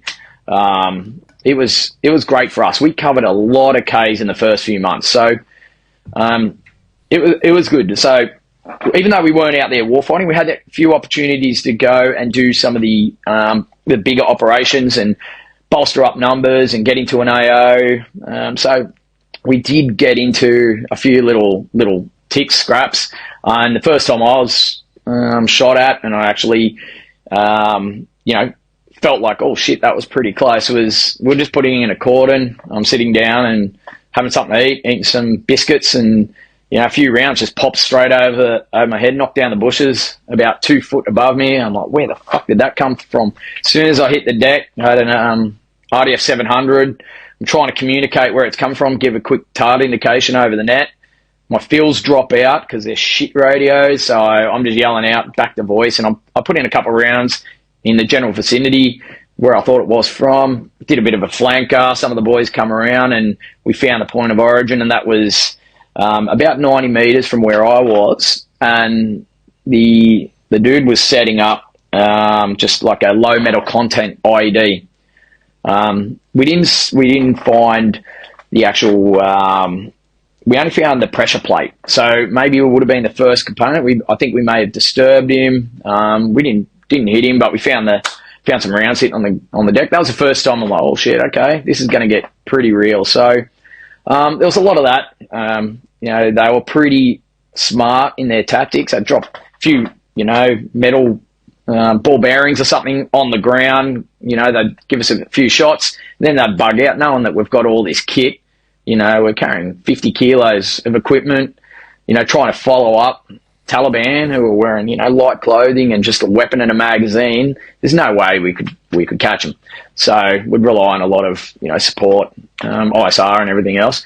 But yeah, so for the first, I guess, 6 months, it was pretty mundane, but there was a lot going on. Yeah, okay. So that was your first experience of being shot at. Did the trip just get heavier from there? Yeah, it didn't immediately get heavier until there were some changes in, I guess, the area of operations. So around, I'm going to say August, that's when the French and the Dutch, they started withdrawing. So they were withdrawing all their forces and slowly moving them out over time. And our job was to take over the area of Derapet. So it's like a little bit of a triangle, couple of trial bases. So we were Combat Team Delta. We sort of reformed as a mentoring team. And 11 Platoon, they took the primary role as the mentor. So they sort of split up into 3 different locations. And our platoon, being 12 Platoon, were to remain as a force protection platoon. So when we moved out to Derapet, there was, nearly nothing there. The French took a lot with them. The Dutch took a lot with them. So we were, living off the bones of our ass, really. We were trying to fight for food, and we'd do some resupplies back to TK, and I'd just send it to us. He's out and go, scavenge what you can, and geez, they were resourceful. But our first trip out there, I think it took maybe 12 hours to drive to that location. We had a route clearance package, an American clearance package, engineers clear the route for us, but it still took some time. But we took whatever we could. We even had this old gym set up that took up the whole 8-ton trailer, cruising down the street. And it would have looked so silly to a lot of the locals going, what is that big metal construction? And you could imagine it's just like a big CrossFit rack. It had a 45-degree bar. It was, I don't know why we dragged it, but it was our little thing. One of the boys, he designed it, created it. We're like, yeah, chuck it on the trailer. Anyway, so we're pretty much like a caravan moving down into Derapet, and we took what we could and lived out there for a bit. Anyway, once the patrol bases had hand over to the French, 11 Platoon, they had bugger all as well. So we had to just keep them resupplied with whatever we could. So it was a lot of just establishing ourselves. But because the French were leaving the area of operations, in particular around a place called Derapet, they hadn't patrolled in quite some time. So the first time the boys from 11 Platoon went out, they got into a little fight, they withdrew. So they knew that they had to, push them out a little bit more, give them a bit of distance. So it was pretty early in the piece during that whole handover. Okay, this is our area of operations now. We've got to own it, dominate it, and we've really got to push, some of these fighters back. So it was discussed pretty early in the piece that we're going to go down and do a clearance of the village of Derapet, which was, I think it was to the east, and the boys were working out of a little patrol base. There's like 20 of them, with some A&A, and they were the mentoring group, and we were going down, and it was discussed as a force separation, go and hold some ground, get a clearance up on the higher ground, so send the labs up to do their thing, engineers clearing a few overwatch positions, and push down to clear this village. And so I'll go into the complete patrol. We established ourselves at about 3 o'clock in the morning. We'd got into an overwatch position a few Ks away. It was one of the sections I took down with me from 4-3, so 12 platoon.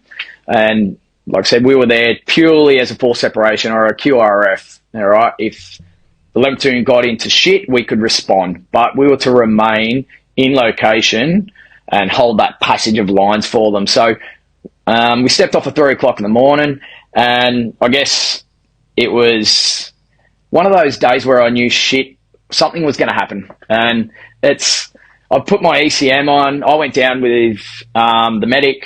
There was a JFO and his SIG. So we created our own little fire team. And even though I was a sergeant, it wasn't my patrol. It was, the call sign on the ground being our Charlie call sign with one of the corporals. It was his patrol, his 8 dudes. Okay, I'm down there as an enabler for him in case something goes wrong. But he doesn't have to worry about putting me into his formation. We're just our own little fire team. So, and obviously if needed, I'm there for advice, but, I don't tread on his toes. I, trust his leadership. And so I chucked on the ECM. I didn't have a radio or anything like that because obviously they counter each other. And we stepped off at 3 o'clock in the morning. As I put the ECM on the back, my camelback burst. So 2 litres of water back, down my ass, down the crack, down the back of my leg. All my water gone, and I don't have time to, fill it back up or grab a spare. It's dark. We're under NVG, so I got my medic. That was Butch at the time. I'm like, you chuck some bottles down in the little side sacks. And I chucked one in my pocket. So as we step off, we're going down this re-entrant under NVG. I just hear this sound like something dropped and something soft. And then I just heard a few more, and I looked at NVG and I could see these things rolling down the hill. And that's all the fucking water that I had. They were hollow compression straps, but they were new to us. So I thought they had a bottom enclosure. No. So all my water was gone from that point, except for that one bottle in my pocket.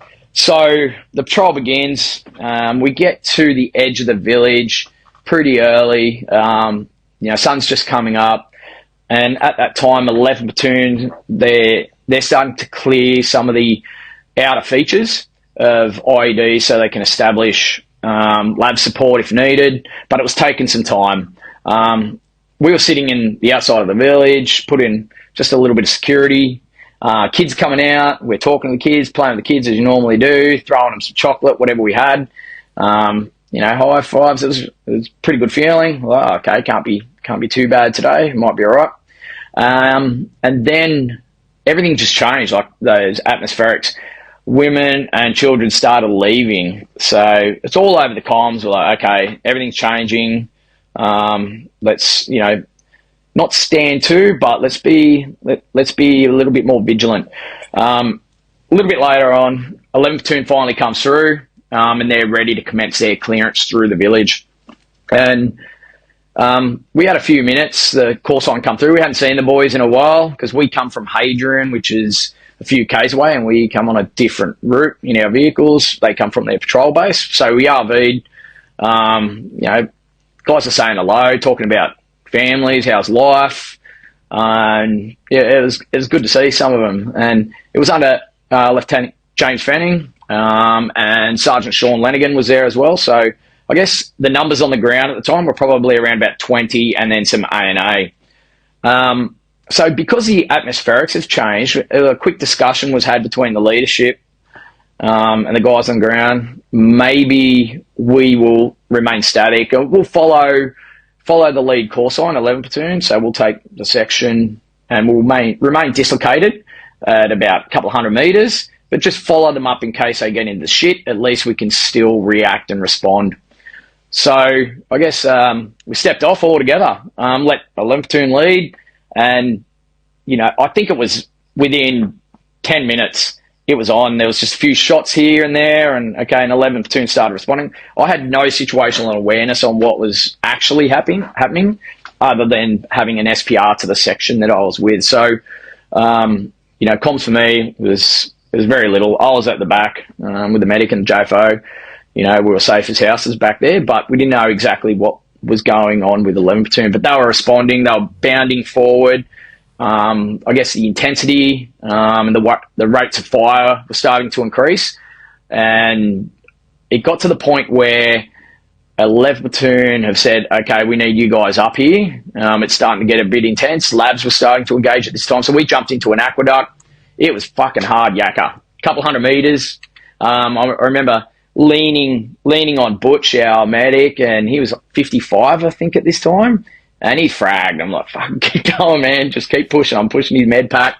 You got this. Keep moving. And we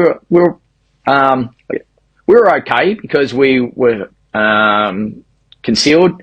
So, and we weren't copping much at all. But the boys at the top, at the front, were having a hard time. You know, there were engagements at 50 meters out to 400. And they were trying to get some situational awareness, trying to call in fire. Anyway, I'll just go into what I seen. And so we bounded up. Once we met the forward call signs, there was a discussion had that 4-3 Charlie, being our call sign, would move up to the high ground, right? So good infantry soldiers, we moved to support by fire locations, fight for the high ground. Some of the boys were already up there. You could see some guys running around, and you could imagine it's the reverse slope of a feature. So they're just creeping up, putting some rounds in. You can see the ANA having jumping up, having a shot every now and again. Even Dan Kieran was one of those boys running around. He's trying to coordinate the ANA so they're not getting too loose or, running away. But they were pretty good, those boys. So the boys started pushing up the hill. I pushed up. I left the medic and I think JFO, they started doing their own thing. And just as I got up the top and I started, trying to get some situational awareness, we're all on the reverse slope. It wasn't long until I just heard this like a thump, like someone had been punched, and like a gasp. It was just the weirdest sound. I can't describe it. It's, in a boxing match when you hear that slap and, it's just this sound that, I'll never forget. And I looked over, it was only a few meters away, less than 10 meters. And I just seen someone, being dragged or slumped or something, and a couple of boys just dragging someone back. And I had no idea. I just thought it was maybe some ANA, someone had copped maybe a ricochet or, tripped over. And it wasn't until I ducked over and realised, oh shit, someone's in trouble here. And I seen who it was. And there was shirts being ripped open. It didn't look nice. So my instinct as a sergeant then, and we've trained TTPs and the SOPs, we've trained for so long, is all right, cool. I need to get a helo in. We've got someone injured, regardless. Pry 2, Pry 3, definitely. And I hear just a voice, medic, and that was Cheno. He had this big, deep voice. Penrith boy. Geez, I think the whole valley would have fucking heard him that day. And the medics were on scene straight away. We had 2 medics at the time, Chatty and Butch, so they were doing their thing. We had some CFAs there as well. And these guys are still under fire. At that time, I'd started to get back down the hill off the slope. I've taken a fall, put my arm out, dislocated my shoulder, which was quite common. I'd had three shoulder recos at that time, maybe 2. Anyway, I knew that I could probably get it back in, gave it a rotate and straight back in. Fueled by a little bit of adrenaline, I think, at that time. And I had, the ECM on my back and all the ammo. I was only maybe 75 kilo, 80 kilo at that time. And I knew some of the boys were down below, and that was one of the other call signs, Lucas Woolley, and some of the engineers. So we linked up, and we're just trying to look for somewhere to land a chopper if needed. We just couldn't find anywhere until we got maybe 200 meters back. We found this little hollow square, a little compound. And Lucas and I just looked at each other. Now, Lucas wasn't my 2IC in my platoon. He was from Patrol Base and Enerjoy and 11th Platoon. But, we knew each other quite well. And we just agreed, okay, let's try and get it in here. So when we established that this is where we're going to land it, I went back up to get that 9-liner, to get the information. I knew Lucas had a radio. I didn't have comms, so back up the hill, grabbed the 9-liner, had a quick look, and it didn't look good. I could see pretty clear that the shirt was open, there was some bruising under the heart, and a small cut on the arm. And it was the size of a pinky fingernail. And so I started heading back towards where the likely HLZ was, and once I got down there, I just threw Wooly the 9-liner. He was sitting on a wall at that time trying to get some comms. Engineers were starting to do their thing. We were securing the LZ. I didn't even need to tell anyone what to do. Everyone was just doing their job. They're clearing the LZ, so it doesn't land on any IEDs and cause any further casualties. And I just run across, start making sure it's all linked in, all tied in. We didn't know where the enemy was, and they potentially could have flanked and all come around from the rear. So once I felt that the LZ was secure, we had enough boys on the ground, punched back to Wooly.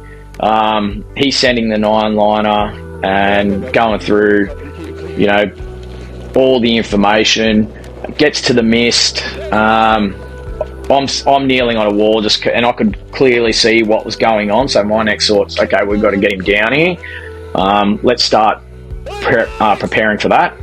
And Wooly gets to mist, and he gets to a point where he was no pulse, and he had to stop. He stopped comms right there, and he's just yelled out to me, "What the fuck? No pulse?" I'm like, "Yeah, mate, no vitals, fucking send it."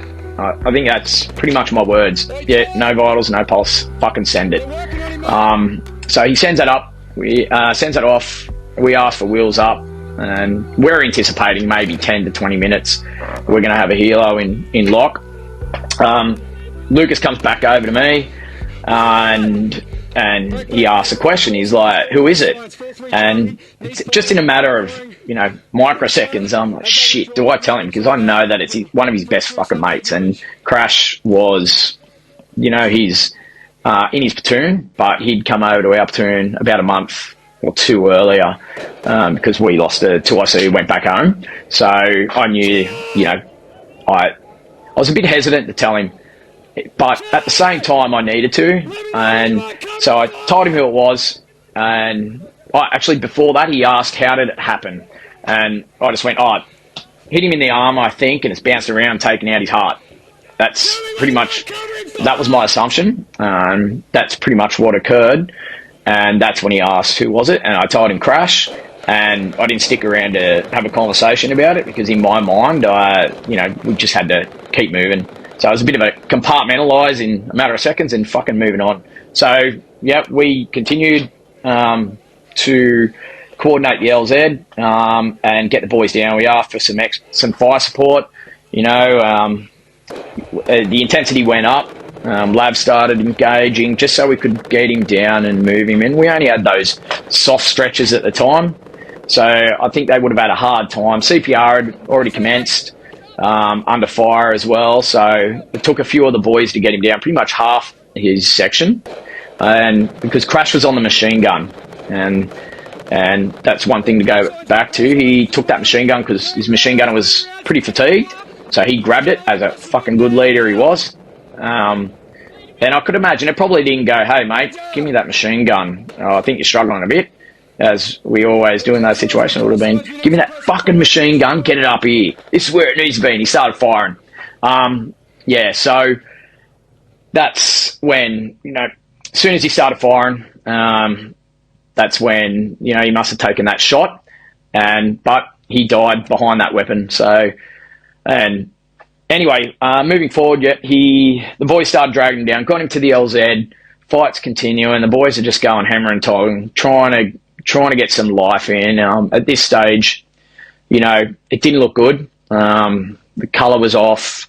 I was constantly asking for, when are we getting, when's wheels up, when's wheels up? Finally, we hear that it's inbound, and, the guy's getting pretty fatigued. And one of the medics, he was borderline going down. So you can imagine CPR for at least 20 minutes at this point. That one bottle of water I had in my pocket, straight out, been holding on to it. and gave it to one of the medics, and got him hydrated. And it was everyone just taking turns. Like, there's a lot of confusion at the time, a lot of talk. Some of the boys thought he was still breathing because of the air escaping the lungs after the breath. It's that sound. So some of the boys are like, "Oh, hang on, I think we've got some breathing," but he wasn't. It was just the air coming back out. It's got nowhere else to go. And eventually, the helo arrives, the Casevac, and it was just circling around for fucking ages. And we threw smoke. It's not coming anywhere near us. Fuck, what's going on? Is this a shit landing zone? Did we sight a shit landing zone? I'm like, hang on, no. They will make a decision where to land. Okay, that's up on them if they deem it safe. And little did I know at the time that they were receiving fire, and a lot of it too. So, Taliban and, the insurgents at the time, they were probably just aiming up, going for it. It finally lands. Dust everywhere. We couldn't fucking see shit because it was a, small compound. It was just grass and dirt and shit everywhere. We couldn't see shit. Tried to protect Crash as much as we could. It stripped him of his gear and his weapon, which was the TTP. Obviously, casualties don't go with anything but their weapon, but not their gear. So we put him on the chopper.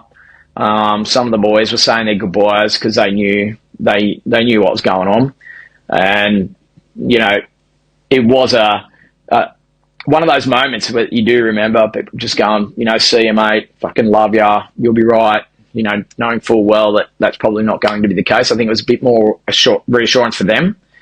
And so the loadies, there was a shit time for them as well. They're trying to drag this casualty on the soft stretcher, and I'm giving them a hard time because I'm like, what the fuck? Why they're trying to give me this stretcher, this big ass wooden collapsible stretcher, and they're trying to give it to me, and I'm trying to put it back on. I'm like, I don't fucking want it. And they're like, you have to take it. I didn't know it was their SOP. It's a 1-to-1 stretcher, soft or hard, didn't matter. So we put on the soft stretcher. They give us a hard one back. I'm like, what the fuck am I going to do with this thing? Anyway, so I took it, and off chop went. So all that sound, and then it was like a lull for a moment. There was nothing going on, and then all the shooting started happening again. But I didn't know at the time there's a lot of air deconfliction, stopping potential arty, mortars, Apaches to get that Casevac in. So that was all the delays, and they were being shot at. And I guess later on we met the loadies, and and I think one of our I think it was one of the lieutenants. Anyway, he wrote them a bit of a statement saying that they were under fire, and they ended up getting their combat badges and stuff. So they thanked us as well, and we went and met them, and they were really good, really nice guys. Anyway, back to the fight. As soon as that calm went, it was back on, and the fight hadn't finished. There was shit everywhere. We had field dressings and just equipment everywhere. At this stage, I put my ECM down and just kept that on the LZ and had it turned on just in case. And I just ran without it for the rest of the day and kept that LZ open just in case we had any more casualties. So we maintained security, a link, the medics were there, a bit of a safe area for them. And I grabbed the boys from his call sign. I'm like, all right, we're going back up. Yep. So, and I think motivation to get back up there, it was pretty hard, probably even for myself. But we got back up there. We started, putting some rounds down range. And, everyone was a little bit skeptical. I've even got some camera footage. I think I broke out my old digital camera at that time, the things we do in these situations. And I'm giving some fire control orders to one of the boys, and I can clearly see his trajectory is straight up because it's that far back on the berm. And I'm like, you need to push up and get these rounds in. So we're all taking turns, getting some rounds off. We're actually having a laugh while this is all going on. So, it's just quick, compartmentalize. Let's keep going with the fight. We've burnt through so much ammo. We're at about the hour and a half mark, maybe. somewhere around there. And we're starting to run pretty low. I had about 10 mags at the time, 7 on me, and I had a couple extras in the ECM bag, like in the actual bag, so they didn't drop out. And everything was giving out pretty much. I returned with only a couple mags, and some of the boys were just using everything they possibly had. So eventually we got the call to withdraw, and the fire, it didn't slow down. It didn't seem to slow down at any point.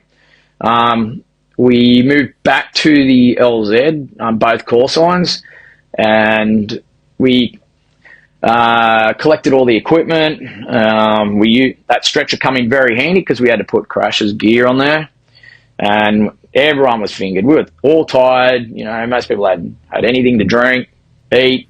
Been going since 3 o'clock that morning. The fight itself and the patrol, 3 hours, and we reconsolidated, quick chat, and then we started moving back to our Overwatch positions, and we were taking turns on stretches. The Charlie guys were pretty fingered, so luckily 11 platoon was there. They were, doing a lot of heavy work with that stretcher. But as we withdrew, next minute, we just hear this sound, and then a massive explosion. That was a Excalibur round, so 500 pounder drops just at, likely enemy positions, and we were maybe 500 to 700 away at the time. Fucking people just hit the deck going, what the fuck? I didn't know it was coming in. I had no comms. So hopefully that took care of the rest of the fighters that were there at the time, because they were fighting from some old Russian fighting positions. Moved back. We get to the full separation point, and we said goodbye to 11 platoon. They went to their patrol base, and we went up the hill to our Overwatch position. We had another call sign, being the rest of 12 platoon starting to move forward for an ammo resupply at that point, but we'd already withdrawn, so we all just went back up to the vehicles. And once we got up there, I had to jump in one of the PMVs in one of the bushies, and I just remember sitting there and my boss trying to talk to me at the time, and I'm just like, fuck, just give me a moment. So I shut the door, fucking locked it, said, give me a moment. And I went into the esky, grabbed out a fucking juice popper, and just started sucking that back. I was so fucking thirsty. Still had, all I could taste is dirt, really. And I knew that I had to get out there. We had the rest of the platoon, or we had another couple of call signs that I had to go around, and I had to talk to the rest of the section and give everyone the news. Even though it hadn't been deemed KIA yet, I knew the outcome. I had to talk to the boys, so I had the popper, said, all right, boss, bombed up my magazine, a couple magazines again, that I'll refit to fight, and then that gave me the moment, and just went out and spoke to some of the boys, and we waited for the call to move back to our patrol base at Hadrian, where we got the official word that we'd lost Crash, but job didn't stop for me there, so I had a job to do, and that was to inventory, pack up his room. I don't think I stopped until midnight. Hadn't eaten anything, or I told the boys in his room, I'm like, okay, go boys, and go talk to the dudes, go grab something to eat. And it's a pretty harsh time, like pulling down photos, and luckily I had Scotty Oben, the CSM, there with me as well, and he checked in on me a few times, like, you fucking right, man, like, go get something to eat. I'm like, nah, let's just get this done. It was a bit of, I guess, closing that loop for me as well. It's my job as the senior soldier to do that stuff, and I wouldn't ever let any of the boys have to go through that and pack up personal belongings. And so there were some funny things in his belongings too. That was cool. But so we had a few moments, me and the CSM go, oh god, all right, we're not sending that one back. Nothing too bad, but a few play toys that his miss had sent him for some self pleasure.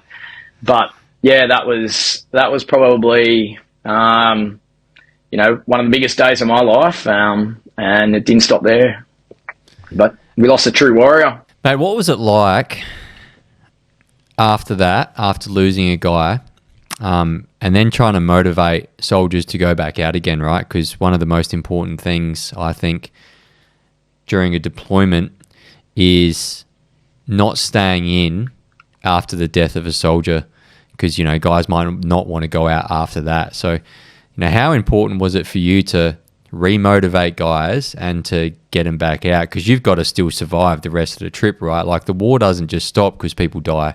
It's one of the harshest things about war. It doesn't stop when people die. And a matter of fact, it actually starts getting going at that point in time. So what was it like as a leader to then have to re-inspire people to go back outside the wire, knowing that job that their mate just got killed doing, they're going to have to do that out there?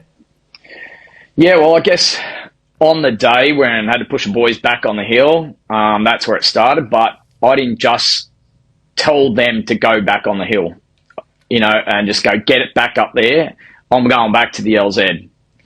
I went up there with them. And so it starts by, you know, doing what you preach, lead by example, and all those other cliches. Because, you know, for me, it's a personal loss. I've lost one of my soldiers, and knowing it's a costly victory. You know, we killed up to 30 Taliban, but we lost that one soldier, and you know, it's something I didn't get to process at that time. I just had to continue motivating and inspiring, and I was a fucking child myself. I was 28 years old, 29 years old, you know, and here I am trying to motivate. Some of the guys were older than me, or, you know, and a little bit younger, and I just had to be that leader. And I won't say dad figure, because I didn't look at it like that. More of a, you know, big brother. So yeah, to do that, we had to go back out the next day, and we had to resupply that same patrol base. So we didn't really get time to process. Some of the boys may have, you know, had a chat and talked to their mates. You know, the boss and I, at the time, we were planning to get back in the vehicles the next day and go back to the patrol base and resupply the guys, because they needed more ammo after that firefight. They needed some, you know, they needed food, they needed everything else. But it was a great opportunity to talk to their mates in the other platoon about what went on and hear it from their perspective. So, you know, even though we were different platoons, you know, they were so close, and it gave them the opportunity for decompression and to chat amongst themselves about it all. And I do remember one of the boys coming up to me, and I've never been one for compliments. I fucking hate, I get weird around them. Even one of the diggers they never called me Sarge, really, unless it was rank around. It was like, fuck, Tolly, we heard, you know, you did some cool things there. Like, you really helped the boys out, and we appreciate it. And I'm like, oh, fuck, that's pretty cool. But I just dismissed it, shut the fuck up, you know. And like I said, I didn't get to process it myself, but, you know, as a leader, sometimes you have to put it away. And what I learned is I kept it away. I kept it packed away. And it was a bittersweet goodbye, because once we did that resupply, you know, I kept the boys moving. It's about the motivation and, you know, keep them going. And I don't know if you've ever seen, I can't remember, it's an Iraq series of some sort where he walks around this RSM and he's like, police that mustache. And I can't recall the name of it. It'll come to me though. But that was at the time whenever the boys were negative talking or focusing on some, you know, some of those little things. I didn't walk around doing that, but I used, I guess, my compassion, my empathy, and sometimes a little bit of the humour to relate with the boys and, you know, have a joke to motivate them and just inspire them a little bit more to just go and we've got to get the job done. And, you know, we went back to TK. We had to prep for the ramp ceremony. I was a bearer commander. So, you know, giving the guys commands to say farewell. And I don't know if you know the history of the ramp ceremony when you are marching, you know, your mate onto that plane, your soldier or whoever that is, it's always slow march. So we're remembering their service and then put the casket down. And then as the boys move out, they quick march. And that quick march represents a timer moving forward and a moving on. And the last salute's where, you know, the C-130 dips its wings. So there's significance in everything we do. And, watching them quick march, and myself included, was a time that we had to move on and get the job done and get the mission done. And I broke a promise to one of the boys. We always send someone who's, a close mate, an escort with the body. And I said to that person, I'm like, don't worry, we're going back out, and I'm not going to go back out there without you. And we'll get to do this again. We'll wait for you to come home. One, we never went back out there, and two, he never come back. So he's too distraught. But, that's just the nature of it. We were pretty much stopped from follow-up patrols that deep into Derapet from then on until the next rotation started to come through and do some further clearances. Mate, did you feel like at that ramp ceremony, did you feel like you got some closure out of that? Like you really got to say goodbye? Not at all. Not at all. It's my job is administration. So as soon as we finish that ramp ceremony, we're back in the vehicles and we're driving the 2 or 3 hours, which initially was 12, but the engineer boys were flying, we were flying back and forth these days. I think they had it all sorted, or they were just lucky. We had to get back to the patrol base, and we had a job to do, and we had a few more months. This is August, so we had up until October. We had patrols, and we had to get back into it. So again, it's just packing it away. I'll deal with it later at a time that suits. So no, I don't think it was a goodbye at all. And hearing the news that Crash's wife gave birth the day of his service, I think that really hit the boys too. But to some of them, it's a really good thing. It was a way of, okay, cool, new life. But for me personally, no, not at all. Not until later on. And yeah, mate, you talk about as well, that later on, and just packing things away and being like, okay, I got to deal with that later and mate, 100%, right? You're the sergeant. You've got guys to take care of. You can't think about the situation then and there because it might drag you away from your job and you won't give 100% to the guys overseas, and that could mean that you put them in danger if you're not thinking straight. So, mate, was it years and years later that you actually unpacked that incident through PTSD? Yeah, it was. It was definitely years later because to me, even for the next few years, it was mission first, grief later. That's what it comes down to. And having a young family as well, it's, there were definitely signs of early PTSD, and that all come back to, fighting and, getting into trouble. And, I never wanted to be, I guess, present physically. I was always chasing something, like a few years later going to stomp the Kokoda track for fun, going on 100K, chasing all these, trail runs. And, I was always present, being around my family. I was always the best dad I possibly could, but I was always doing something else just so I didn't have to process shit. And it wasn't until, I guess, the later stages in my career when, I became a warrant officer and all that other shit. And I took some of those jobs that are a bit more low key, bit more administration, sit behind the desk. I don't have 100 soldiers to worry about. I think that's really when it started coming out. And yet I still deployed again. So, coming home, they call it decompression. There's no decompression because we all fucking bullshit.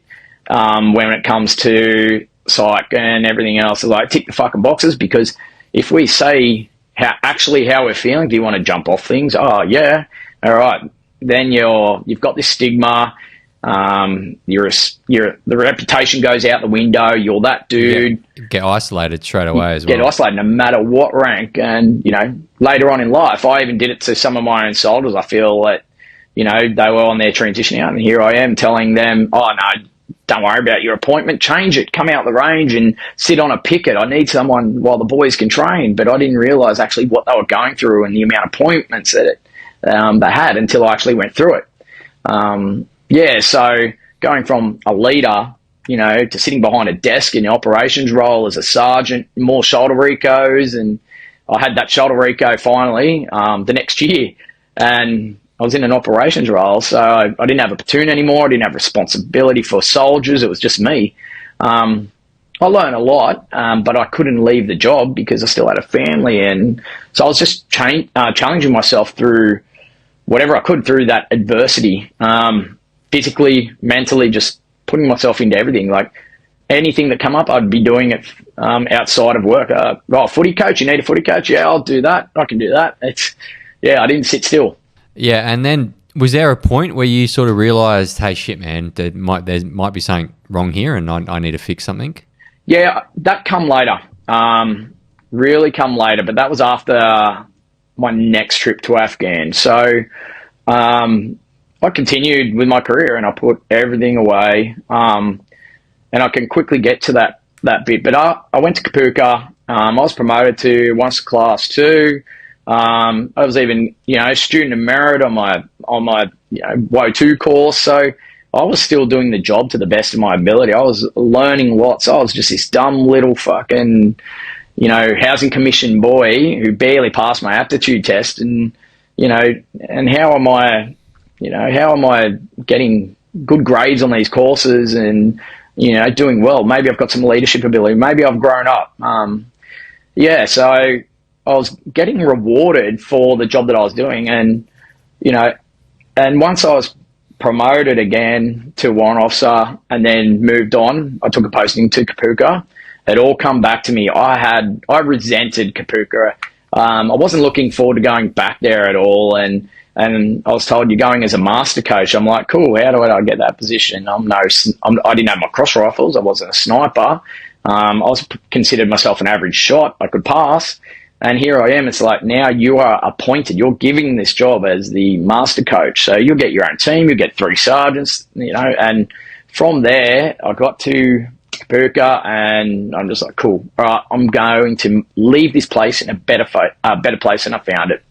And I started with changing the way we did things on the shooting ranges, relaxing the environment, teaching different methodologies, introducing technology. I've always been one for, technology. I'm no gamer or anything like that, but there were apps out there for golfing and baseball we used in shooting. So we could show a recruit and slow it down and do comparisons and actually show them and give them feedback, going, see how you're snatching the trigger here, and you need to squeeze a little bit more, and then you'd show the next shot and they're actually looking and go, oh, now I understand it.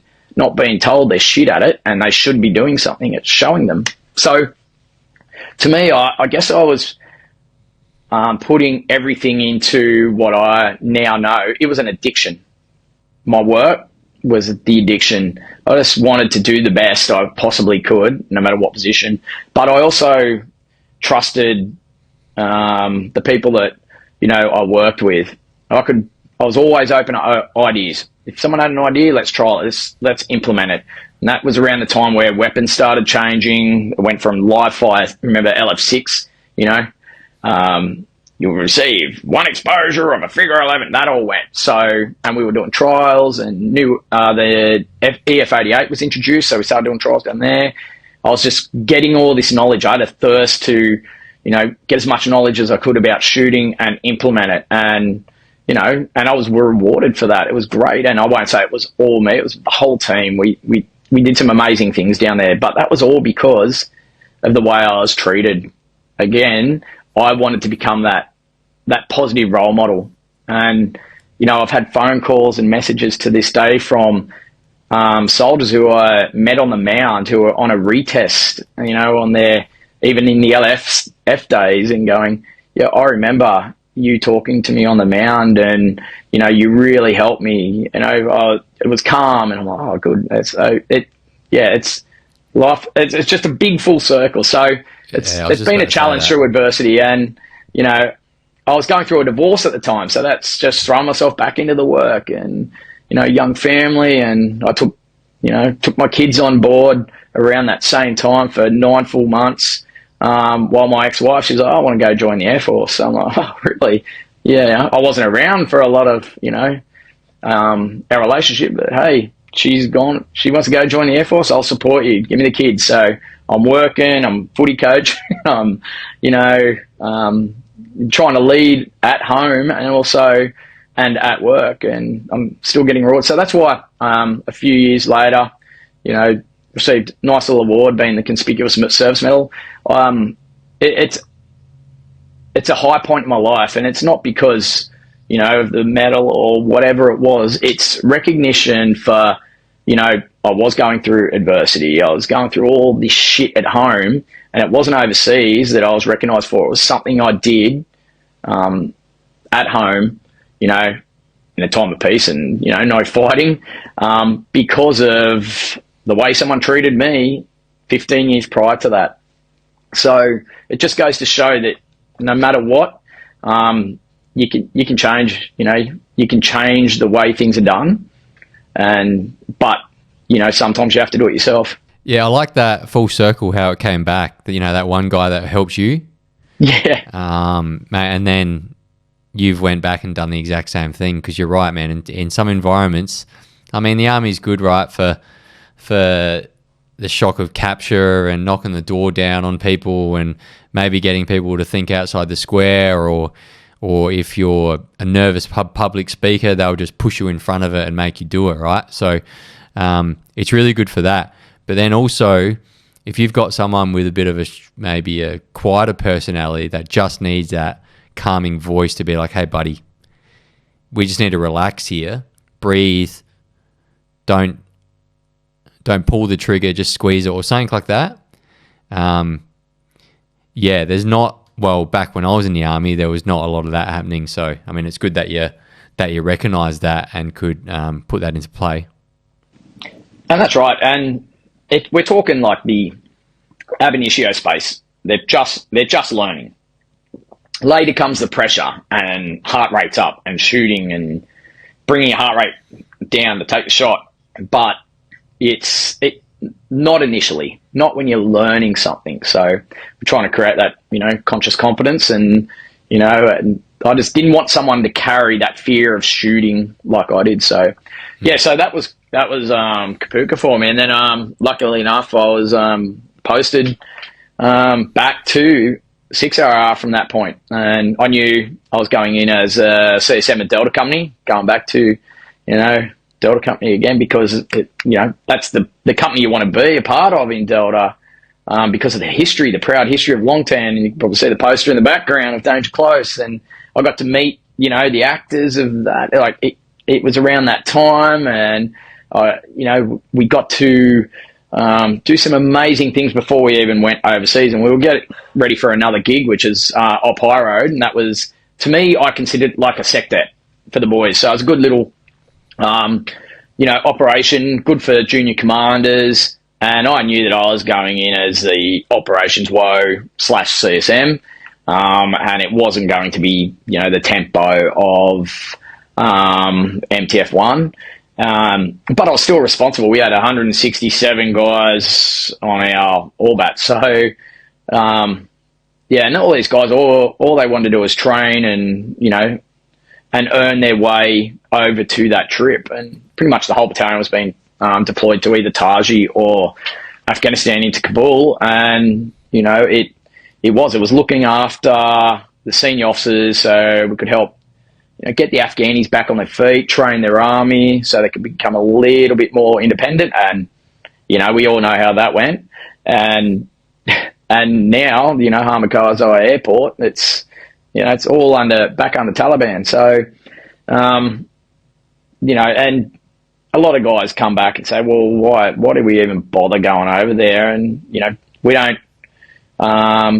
we're soldiers.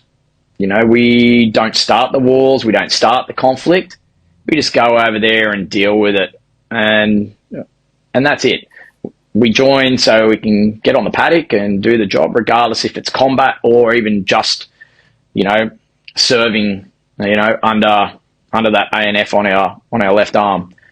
So many reasons, but so what? They took it back. That was on them. We gave them the opportunity.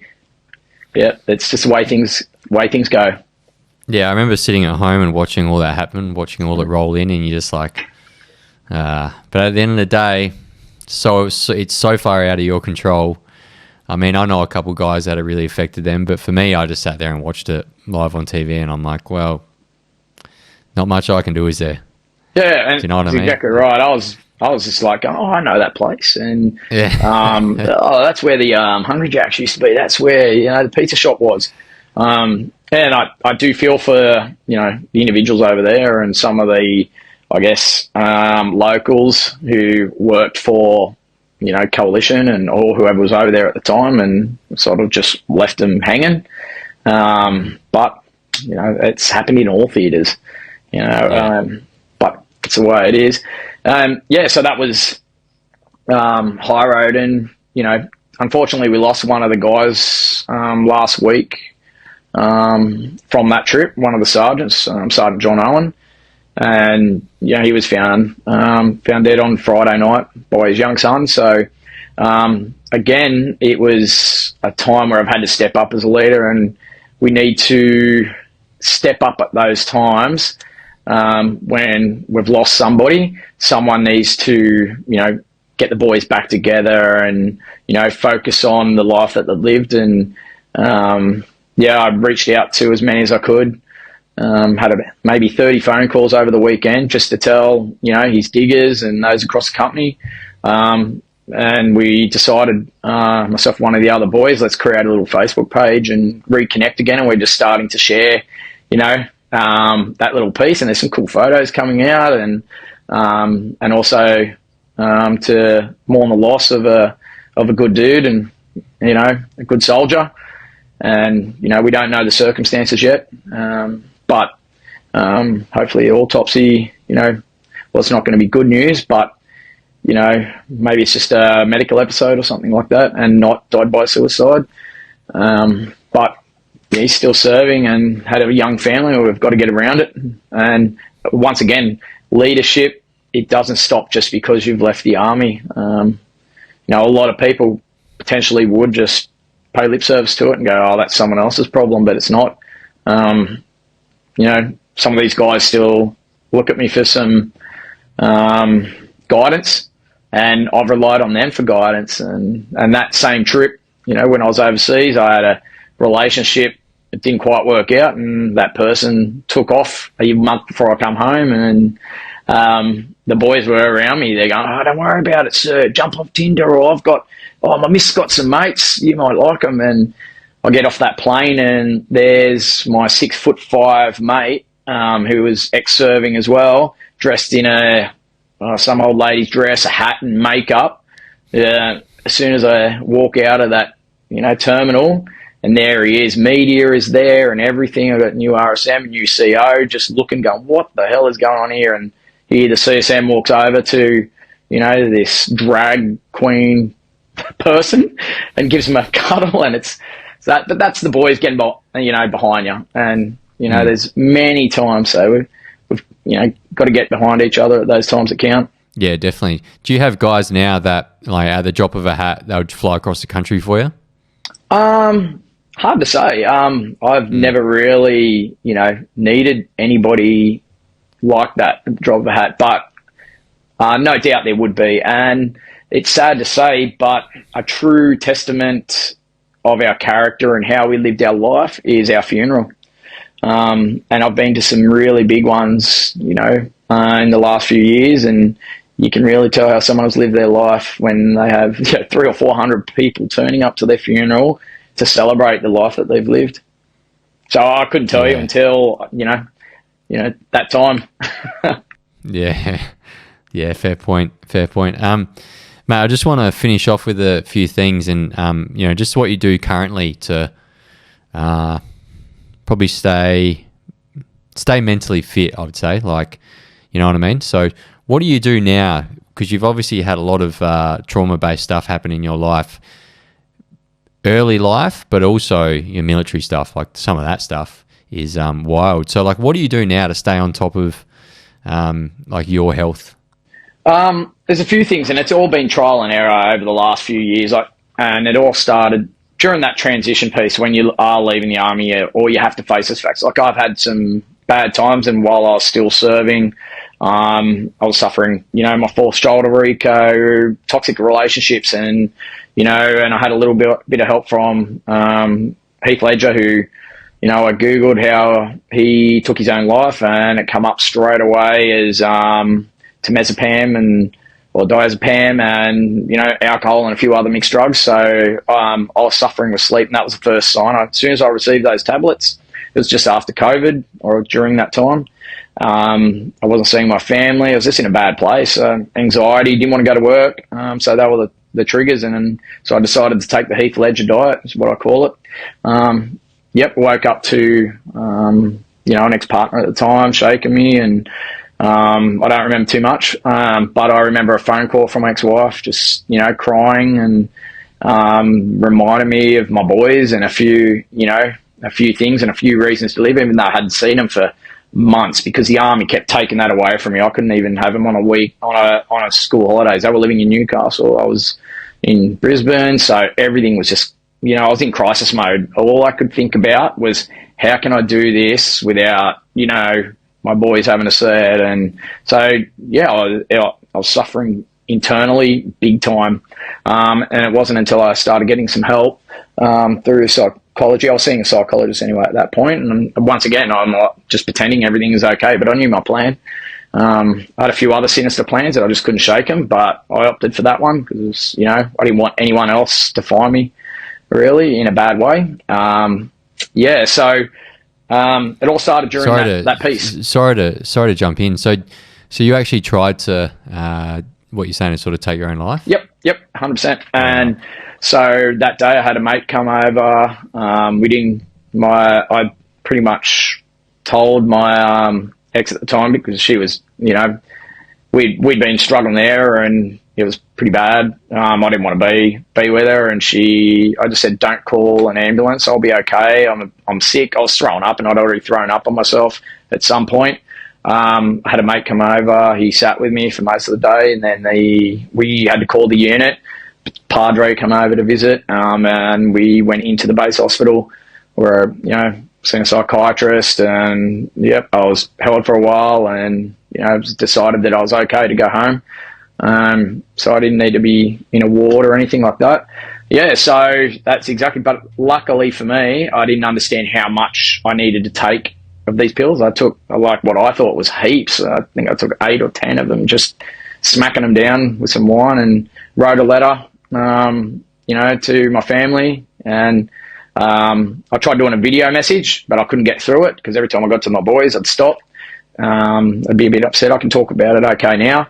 And then, I just decided to write a letter. I took a photo of it and sent it to my mum. It's 3:00 in the morning, and I knew that she wouldn't see it until the next morning, and it'd be too late anyway, and she's in another state. So, but I woke up to her trying to call me. She called my ex-wife, and that's how it all happened.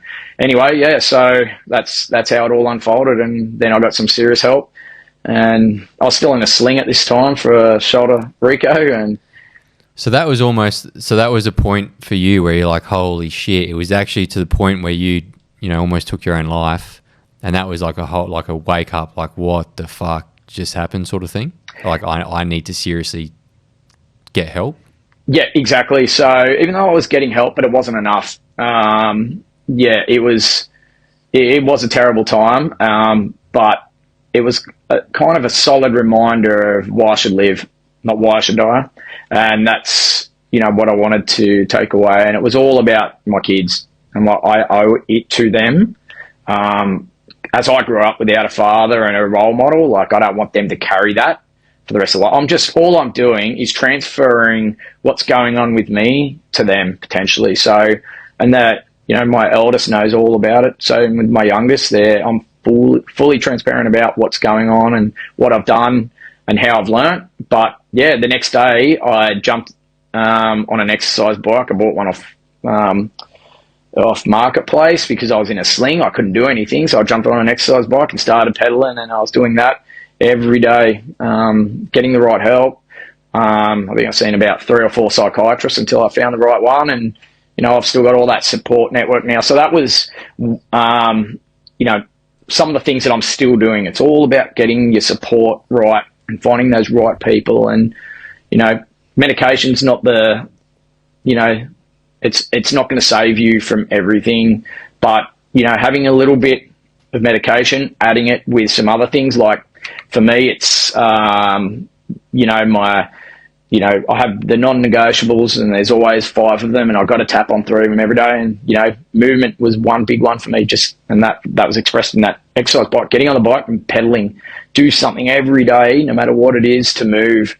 And that could be just go for a walk, go down the beach for a run, swim, just go to the gym. I don't train to, get a 6-pack or anything anymore. I train, sometimes I'm fighting off that, that heavy weight, and that demon chasing you down. But, it's just movement now.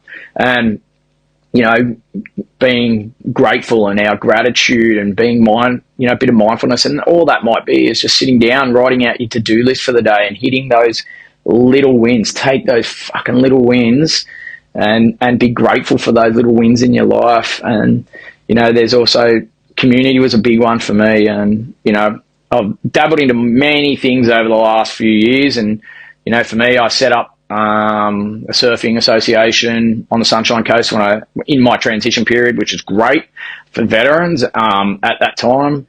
And that was really, really giving me purpose. And it got to the point where I'm like, cool, I'm done with that part of my life. And, I won't go into too much, but as there's fucking toxic veterans out there. And even that term veteran fucking annoys me sometimes. But, people want what they can't have or what they can't do. So the best way is just to step aside and go fucking whatever, just take it. I don't care.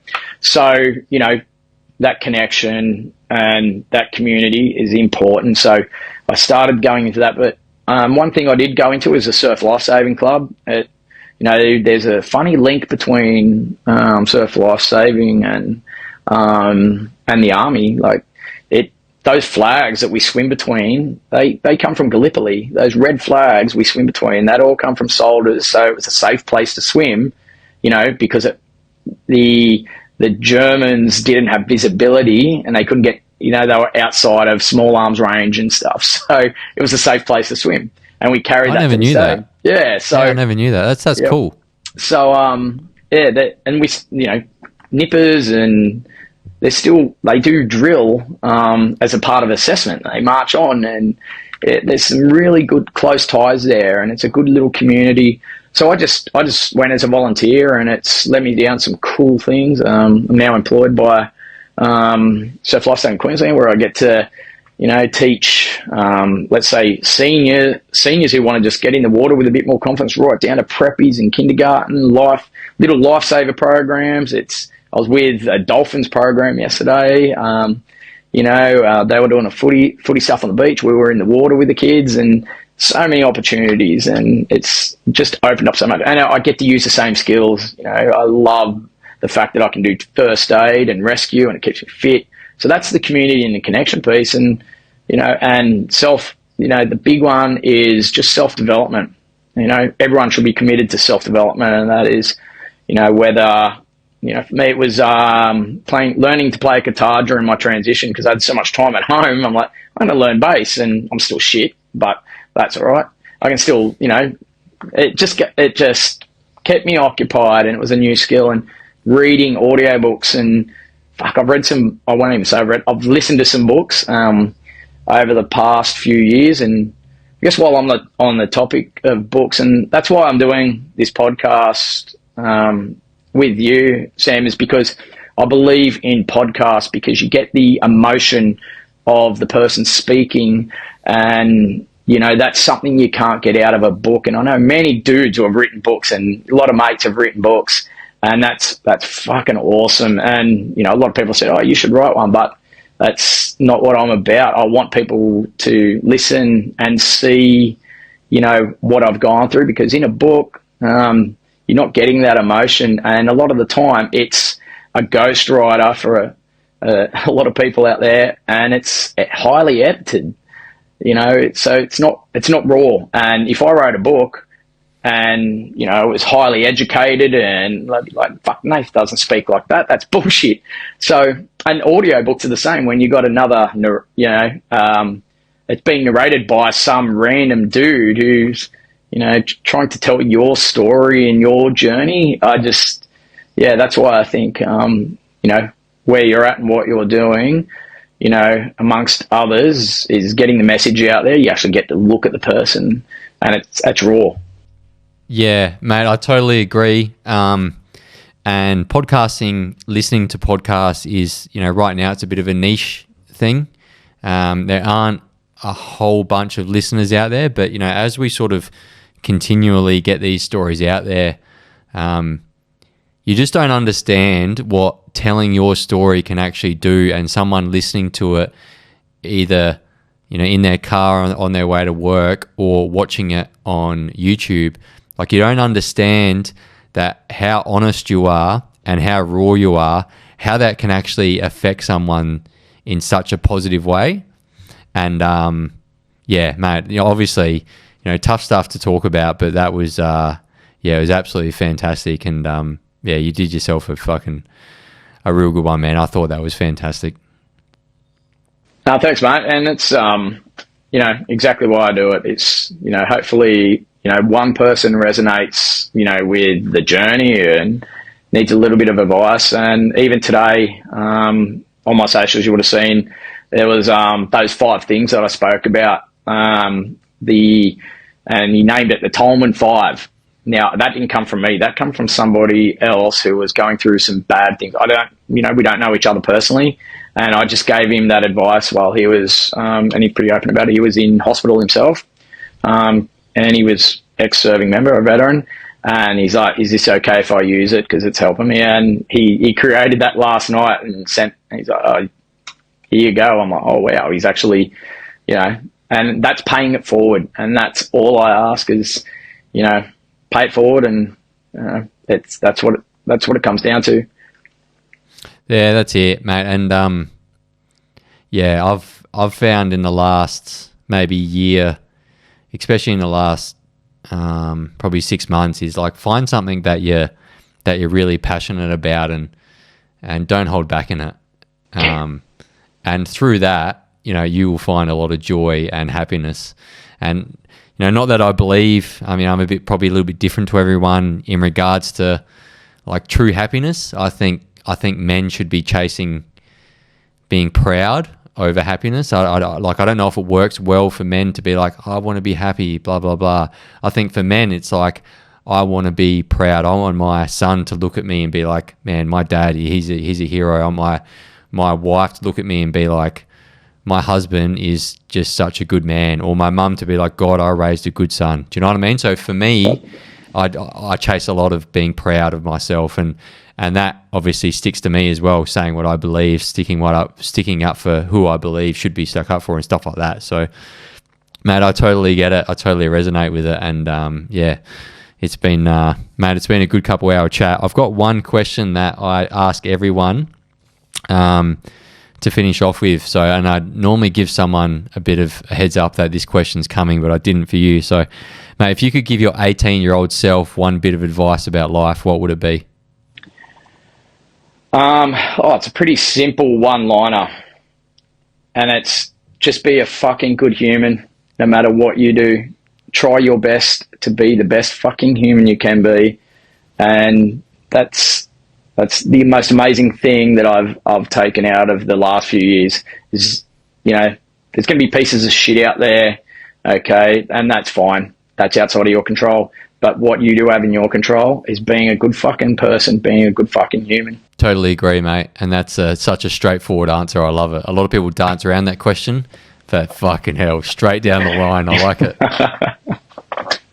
Yeah, I'm trying to educate my own son on it because I'm about to face the reality of him joining too. So, I want him to carry that over. Yeah. Just quickly, how do you feel about your son joining the military?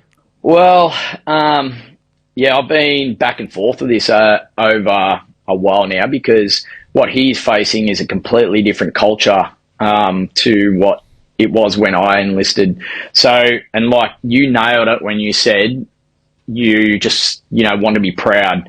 So, and that's what I'm trying to show him, how much of a proud person I am, regardless of what I've gone through. I am fucking proud.